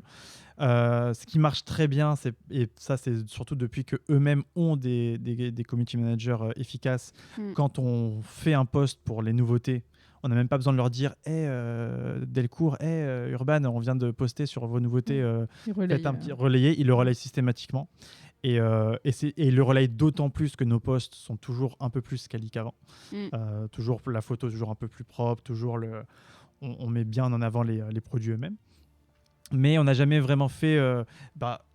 peut-être qu'on est encore trop petit, trop jeune, pas assez... je ne sais pas ce qui nous manque, mais par contre, j'ai jamais eu Delcourt qui m'a appelé pour me dire on va faire revenir tel auteur. Voilà, est-ce qu'il y a de la place chez vous ? On n'est pas encore dans le game du circuit des tours des auteurs ou des dessinateurs. Ça viendra. On n'en doute pas que ça viendra. Mais un budget aussi. Oui, bien sûr que c'est un budget. Mais voilà, on a déjà travaillé avec des petits éditeurs. Tu parlais de North Star Comics. On a d'autres projets. D'autres projets. On va bientôt avancer avec. Voilà, on a de très bons contacts, par exemple avec iComics. Moi, je suis de très bons contacts avec eux, avec 2-3 personnes chez Delcourt aussi. Donc, il y a des gens qui sont plus accessibles que d'autres. Mais non, on est un peu en mode franc-tireur. Genre, on fait vraiment tous nos trucs. Sans se faciliter la vie avec des raccourcis financiers. Déjà parce qu'on n'a pas le budget. Et ensuite, moi j'aime bien ce côté, notre poste il va vivre que par lui-même, quoi. Et je vais rebondir sur les éditeurs parce que tu vends principalement que du français. Que tu as un tout petit, comment on appelle ça, je sais pas, présentoir VO. Rayon. Et du coup, déjà pourquoi ? Est-ce que du coup ça attire entre guillemets une autre population de lecteurs ? Parce qu'on sait quand même que les gens qui vont lire de la VO, etc., c'est quand même une population un peu plus âgée, un peu comme nous, quoi. et du coup, parce qu'en plus tu parles de TikTok, Donc pour moi, TikTok, c'est plutôt un média plutôt très jeune, en fait, etc. Et est-ce que c'était une stratégie, entre guillemets, une stratégie de faire que de la VF? Est-ce que c'était plus facile? C'était un moyen de te démarquer? Et est-ce que ta clientèle, peut-être, est un peu plus jeune que ce qu'on peut voir autre part, entre guillemets? Alors, à la finalité, c'est que ma clientèle est, je pense, très similaire à celle des autres librairies en termes de tranche d'âge, par exemple. C'est-à-dire qu'on est de toute façon sur un lectorat qui est plus vieux que le lectorat manga, pour ne citer que lui. Et la stratégie de la VF, elle est très simple, c'est que moi, quand j'ai commencé la boutique, je me considérais très modestement comme je me suis dit, ok, tu es un néophyte. Oublie tout ce que tu as eu comme expérience de lecteur d'avant. Tu deviens un professionnel du secteur. Faut que tu agisses en professionnel et que tu repars des basiques. C'est-à-dire que je me suis remis à relire du Frank Miller, à relire, des Mark Millar basiques, genre du Kick-Ass, des trucs comme ça, à relire vraiment tous les basiques, à relire du Stan Lee, du Kirby. Je me suis reparti de quasiment zéro, quasiment. Enfin, non, sinon je serais mort. Pour m'y relancer. Et en fait, je me suis rendu compte que globalement, je pouvais être au service des gens qui, comme moi, se disent je n'y connais rien, je veux m'y mettre. Et du coup, je me suis dit, en fait, pour ça, c'est plutôt la VF, finalement. En même temps, j'ai vu les autres chez qui je vais de temps en temps, donc les albums et autres, qui sont extrêmement forts, extrêmement développés sur la VO. Donc je veux dire la VF tout à l'heure, sur la VO et qui sur sur toutes les issues et compagnie.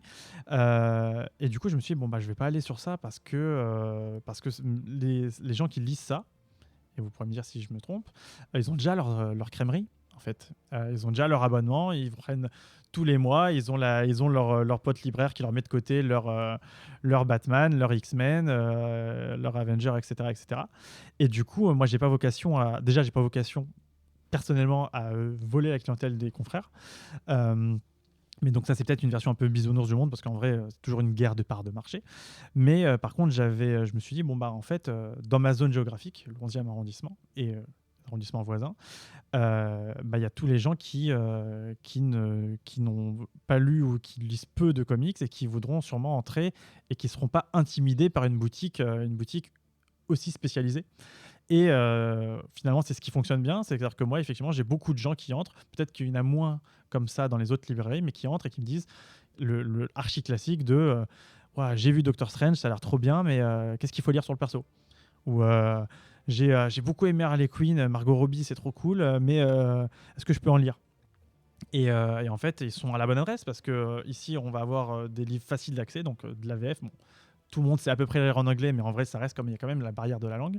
Et au moins, on a la chance en France d'avoir de très belles éditions sur à peu près tout, de très bonne qualité, bien compilées et autres. Alors, on peut toujours critiquer certains éditeurs qui font des fois un peu n'importe quoi, doublement éditer des trucs dans différents formats, mais globalement, c'est très facile d'accès. Tu as envie de lire, tu as vu la série The Boys sur Amazon Prime, lire les comics The Boys, c'est simple, ils sont chez Panini, il y a 6 tomes, emballés, c'est pesé, quoi. Et il n'y a pas besoin de se dire, ok, je vais partir sur les versions US, machin, donc ça fonctionne très bien. Et pourquoi on s'est dit, on va aller sur d'autres réseaux sociaux qui visent pas la même cible, notamment TikTok, c'est tout simplement que moi, je me rends compte même personnellement que même si, encore une fois, ça n'a pas la même force que le manga, le comics, même les jeunes commencent à se dire, je commence à avoir de plus en plus de jeunes quand je dis jeunes, je dis vraiment moins de 17 ans, quoi, moins de 16, moins de 17 ans, qui me disent en fait, c'est vrai, c'est trop cool les Teen Titans, c'est trop cool Deadpool, mais je veux bien en lire maintenant. Du coup, c'est là que ça se passe, quoi. Et du coup, comme on sait où que les approcher sur les réseaux sociaux, on s'est dit, on se lance dessus, très modestement aussi, avec beaucoup d'humilité, parce que c'est pas forcément des codes qu'on maîtrise. TikTok, je pense qu'Alexandra le confirmera. Elle fait les yeux de je confirme, mais c'est toujours chaud. Et donc, c'est un challenge, mais on le tente, et si ça marche pas, on arrêtera, et si ça marche, on sera content d'avoir tenté, quoi, tout simplement. Ok. Et du coup, donc tu nous as parlé de format review un peu, ou ce genre de choses. Est-ce que tu peux nous en dire un peu plus Il y en a plusieurs, hein, ça. Tu m'as dit il y a les 60 secondes. Et, Ouais, on a la minute du corner, donc du coup c'est 60 secondes, mais si vous êtes un peu attentif, on dépasse quelquefois de quelques Des fois, c'est secondes. 64 Mais secondes. ouais, la dernière fois, tu as fait 1 minute 26 et j'ai dû recommencer le tournage. Parce Et que Rivon ça a dû n'allait pas. retourner. C'était trop long. et vous les faites ici, c'est ça? Ouais, En bas. on on tourne tout ici. Donc, moi j'ai acheté tout ce qui est matos, Zoom, micro, etc., pour faire ça. Donc, du coup, il y a le Comics Fighter. Donc on revient pour et contre et on critique un peu le comics. Et ensuite, qu'est-ce qu'on a d'autre Le Corner comme Club, format notre et, gros et format. le Corner Club, en fait, qui est un format où du coup on va avoir une thématique. Donc là, ce matin, c'était humour. On a fait sur l'horreur. On a fait sur Les scénarios. les scénarios, la sexualisation aussi des corps sur les femmes et sur les hommes. Et musique. dedans, on mentionne énormément de comics. En les définissant un petit peu, en les reviewant et en indiquant qu'ils sont disponibles en librairie. Ok. Et le choix des titres, c'est par rapport à vos affinités et ce genre Alors de- le choix des titres, vraiment, il va être large parce que évidemment, on va prendre des fois des sorties un peu récentes, pas forcément qui marchent entre guillemets. Là, on avait pris Comics Fighter Batman Ego parce que on s'est retrouvé à le lire en même temps avec Jimmy, que lui n'aimait pas et que moi j'aimais. Ok, c'était récent, mais voilà, c'était quelque chose qu'on a défini. Par contre, moi, ce que j'insiste avec Jimmy, alors c'est lui qui faisait avant les minutes du corner et maintenant on va être 3 à les faire, donc je vais participer aussi parce qu'on a le trépied, etc., et que c'est plus simple pour tout le monde. Et aussi Marceau qui travaille avec nous, qui bosse pour le moment à mi-temps. Donc c'est bien parce que ça va permettre aussi d'élargir la famille Comics Corner. Et c'est surtout, on chronique ce qu'on aime. J'ai pas forcément envie de mettre des choses qu'on n'aime pas. Ça, je le laisse sur des posts avec les sorties comics. Voilà, au moins on a fait un peu le topo de ce qui sort. Les gens n'ont pas besoin d'aller sur les sites apparaître d'Urban Comics ou Panini.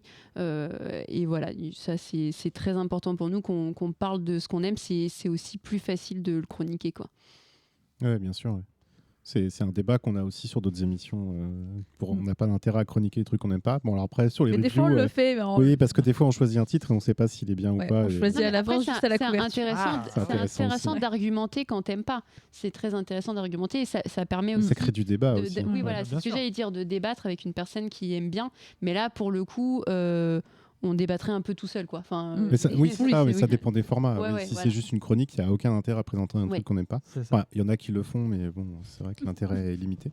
Sauf Mais- pour descendre le truc, genre tu aimes descendre un auteur. Ouais, genre Tom King, par exemple. Voilà. Allez, Non. encore Non, c'est devenu un mème. Non, mais ça énerve Une des gens dans le review de chat. Symétrie Ça, ou comme ça. ça, C'est ça me ça. fait, ça me fait rire.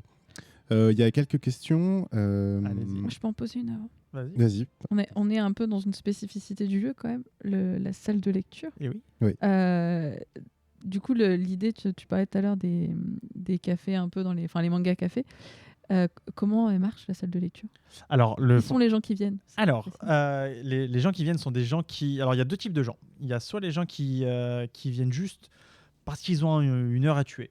Ok. Moi, j'ai souvent. Alors, on n'est pas très loin de Gare de l'Est, si je dis pas de bêtises. Mm. Et j'ai souvent des gens qui me disent j'ai un train dans 2 heures, chercher un endroit tranquille où me poser. J'ai vu qu'il y avait une salle de lecture. Comment ça marche? Et donc, du coup, à la question comment ça marche, c'est donc on paye à l'heure, c'est 5 € l'heure. Et donc tu t'installes, tu as accès à toute la bibliothèque de la boutique, que ce soit les nouveautés, que ce soit la collection permanente. Et tu as libre accès à la machine à café. Il y a toujours des bonbons, des petites bêtises à manger. Tu peux te faire un thé et t'es bien, t'es posé, il y a du wifi. J'ai des gens qui viennent bosser aussi. Et surtout, là, les principaux clients pour cet espace de lecture, c'est les gens, comme je le disais tout à l'heure, qui viennent lire un truc qu'ils n'ont pas spécialement envie d'avoir chez eux. Un exemple très classique, c'est genre, je sais que Walking Dead, c'est une série qui n'en finit pas, qui est très longue. Avant de commencer à me les acheter tous les uns après les autres, je vais me lire le tome 1, le tome 2. Tester quoi. Voilà, ça, tu viens, tu testes. Ça t'aurait coûté 5 balles pour lire le tome 1 qui en vaut 20. Et voilà, quoi. Et tu sais si tu as aimé ou pas. Et ça où, j'ai pas vocation à avoir tous les Batman chez moi, mais j'ai envie de tous les lire pour pouvoir briller en société. donc je vais venir chez toi pour les lire. Ils seront toujours plus à l'aise ici qu'entre 2 rayons à l'arrache à la Fnac. Donc voilà, donc c'est comme ça que fonctionne l'espace de lecture et pour l'instant ça fonctionne plutôt bien. Il y a Kensio du chat à ce propos qui dit comment concilier propreté et doigts gras. Eh bien, jusqu'à présent, j'ai trouvé une stratégie extrêmement simple. La nourriture proposée dans la boutique n'est jamais grasse. Ah, Tout simplement. ok. On peut pas, tu viens pas avec ta propre nourriture. Alors, déjà, déjà, il faut savoir que, et en vrai, j'ai pu le constater, c'est que le lecteur de comics et le lecteur en général est souvent très précautionneux avec l'objet livre. Et valorise l'objet livre. Donc globalement, j'ai jamais eu de problème. Non, mais même j'ai jamais eu d'accident. J'ai déjà eu peut-être une ou deux fois des accidents sur les livres, mais globalement, même les livres les plus lus de l'espace de lecture, je pense que à moins d'avoir l'œil Sherlock Holmes, t'as pas l'impression qu'il a déjà été ouvert le livre. C'est vraiment beaucoup de chance à ce niveau-là. Mais par contre, pour l'anecdote rigolote, j'ai eu de très longs brainstorms avec des amis avant l'ouverture du magasin sur quelle nourriture je propose dans la boutique pour ne pas risquer d'abîmer les livres. Et j'ai trouvé l'aliment miracle. Et c'est ça que vous trouverez à volonté dans la boutique. Le riz sec. Le popcorn. Car c'est tout aussi sec oui. que le riz. C'est rigolo, c'est du popcorn. Et c'est pas gras. Tant que tu mets... Surtout que j'ai une souffleuse et une machine qui fait le popcorn à l'air chaud, donc ce n'est pas gras. Ça ne salit pas, ça fait très peu de miettes. Sauf que tu peux retrouver de temps en temps un popcorn sous un canapé, mais voilà. Et... donc voilà, donc donc il y a eu un vrai brainstorm. Le brainstorm a été plus compliqué sur la nourriture à mettre à disposition que sur, je sais pas, le logo du magasin, quoi. Non, c'est terrible, mais c'est comme ça. Donc ouais, là c'est voilà, globalement là, je pense que même vous là, quand vous êtes venu en bas et que vous avez vu les étagères, c'est propre, quoi. C'est-à-dire que les gens se tiennent bien ou alors sont très discrets sur. Peut-être qu'un jour j'ouvrirai un bouquin de Hellboy. C'est ça, et tu vas retrouver quelque chose. Ouais, c'est ça. Ouais. Et une autre question du Discord, du coup je vais poser à Alexandra. Est-ce que vous avez déjà songé à faire des événements avec les boutiques de République, donc toys, jeux vidéo, autres goodies, et de faire un truc un peu commun? On a déjà réfléchi à des partenariats. Moi, on avait déjà contacté Album Comics parce qu'à un moment, on avait de la VO et on passait par Album Comics.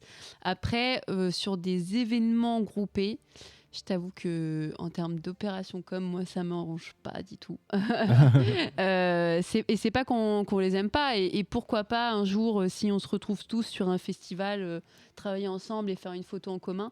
Mais on est quand même, même si c'est un monde cool et qu'on adore le comics, on est concurrents. Enfin, clairement.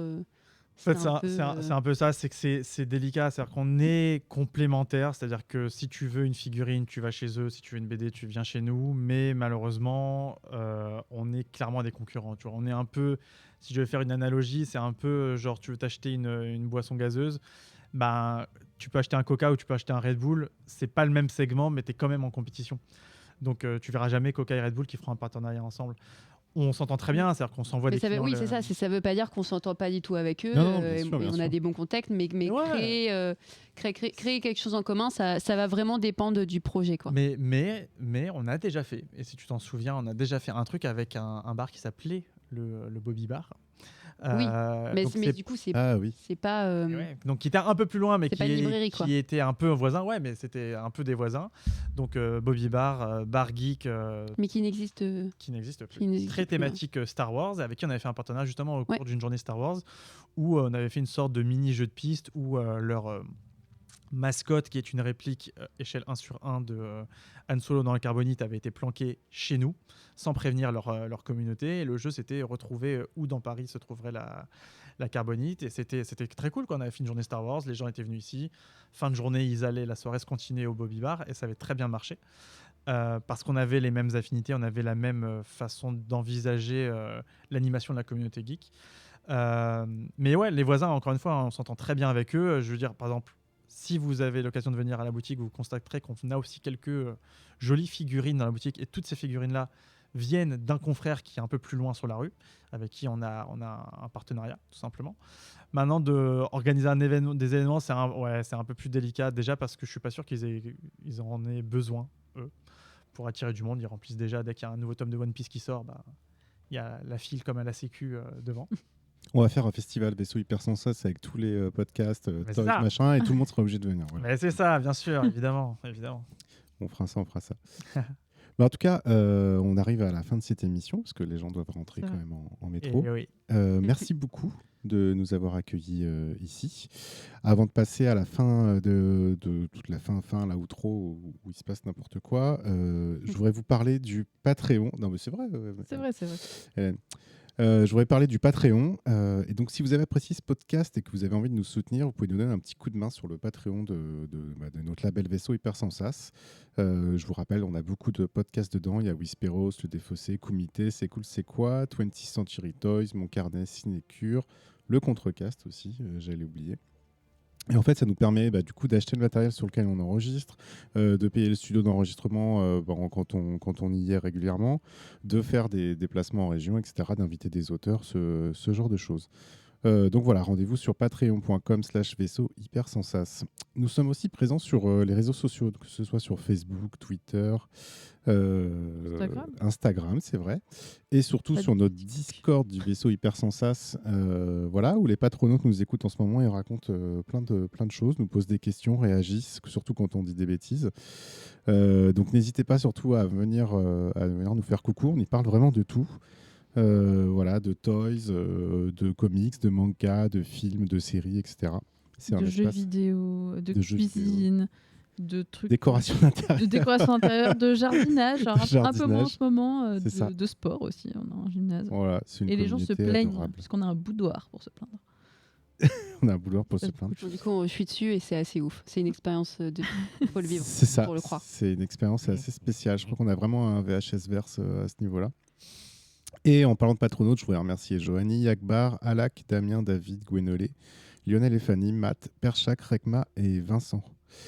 Et en plus des réseaux sociaux, parce qu'en fait, on n'en parle jamais. On a un site internet. Oui, sinon on ne pourrait pas avoir de flux XML et donc de podcasts diffusés sur votre lecteur préféré. On héberge nous-mêmes nos podcasts. Et on fait avec nos petites mains les flux et tout.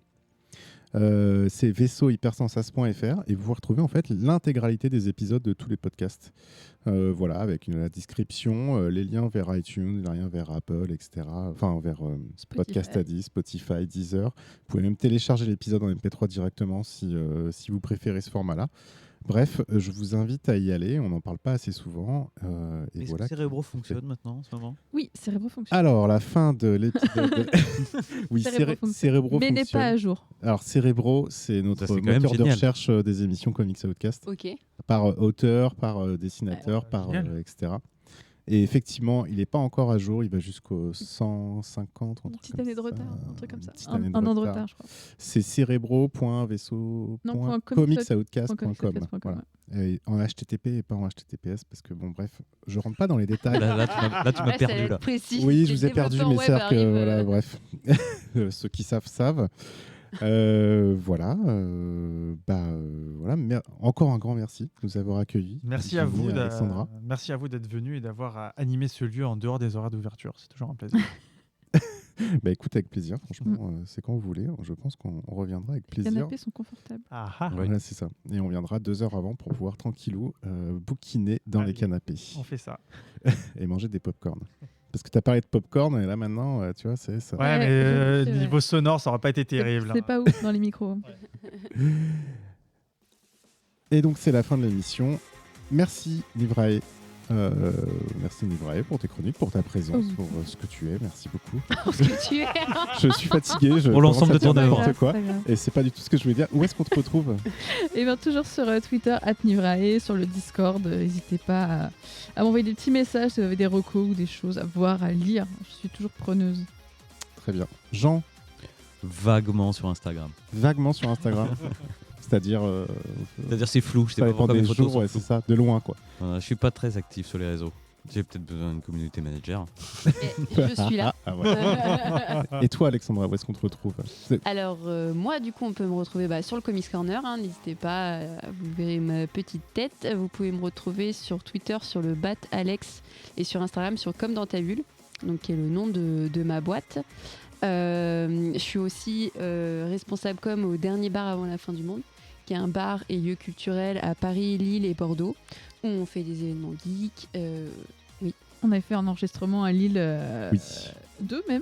2 à Lille. C'est quand Et il faut absolument qu'on fasse à Bordeaux. Est-ce que c'est 18 Ah ouais, bah non. 2017, Ah bah, je 2018, suis peut-être. arrivée en. Je suis arrivée quand Ouais. Je suis arrivée en 2019. Je crois que ça fait 3 ans que je suis là-bas. Donc vous pouvez aussi me retrouver sur Batman Legend, sur le magazine Canal BD qui est dans tous les réseaux libraires Canal BD, qui est vachement cool. C'est gratuit pour vous. C'est librairie cachette, mais pour vous c'est gratuit et ça vous permet vraiment d'avoir les sorties comics et BD sur 2 mois. Donc c'est pas mal. Et dernièrement là je vais faire des chroniques sur le Geek Magazine. Voilà, c'était un ancien client, Nicolas Forçant et Olivier Ultramar que j'aime beaucoup. Et du coup, j'ai mon podcast à moi sur la com et les comics. Si vous voulez en savoir plus sur tous les différents métiers qui entourent la com, voilà, on parle de Et qui trucs. s'appelle Voilà, comme dans ta bulle. Comme dans ta bulle, d'accord. Très bien, bah super, on peut te retrouver à plein d'endroits. Bah Jimmy, on peut te retrouver. Voilà, au Bah, Comics Corner, donne l'adresse. 25 boulevard Voltaire, Paris Avec des 11e, pop-corn. métro Oberkampf, donc tous les jours sauf le dimanche. Ok, Voilà. super. Simplement. Bah, merci beaucoup, merci à toutes et tous, merci aux auditeurs, merci aux patronautes sur le Discord. Ça fait toujours plaisir de vous avoir en live et d'avoir vos réactions. Et à vos notre questions. public silencieux de ce soir. À notre public silencieux. Oui, merci. Bah oui, on a un public VIP. Merci d'être venu. Et puis voilà, à la prochaine émission. Salut!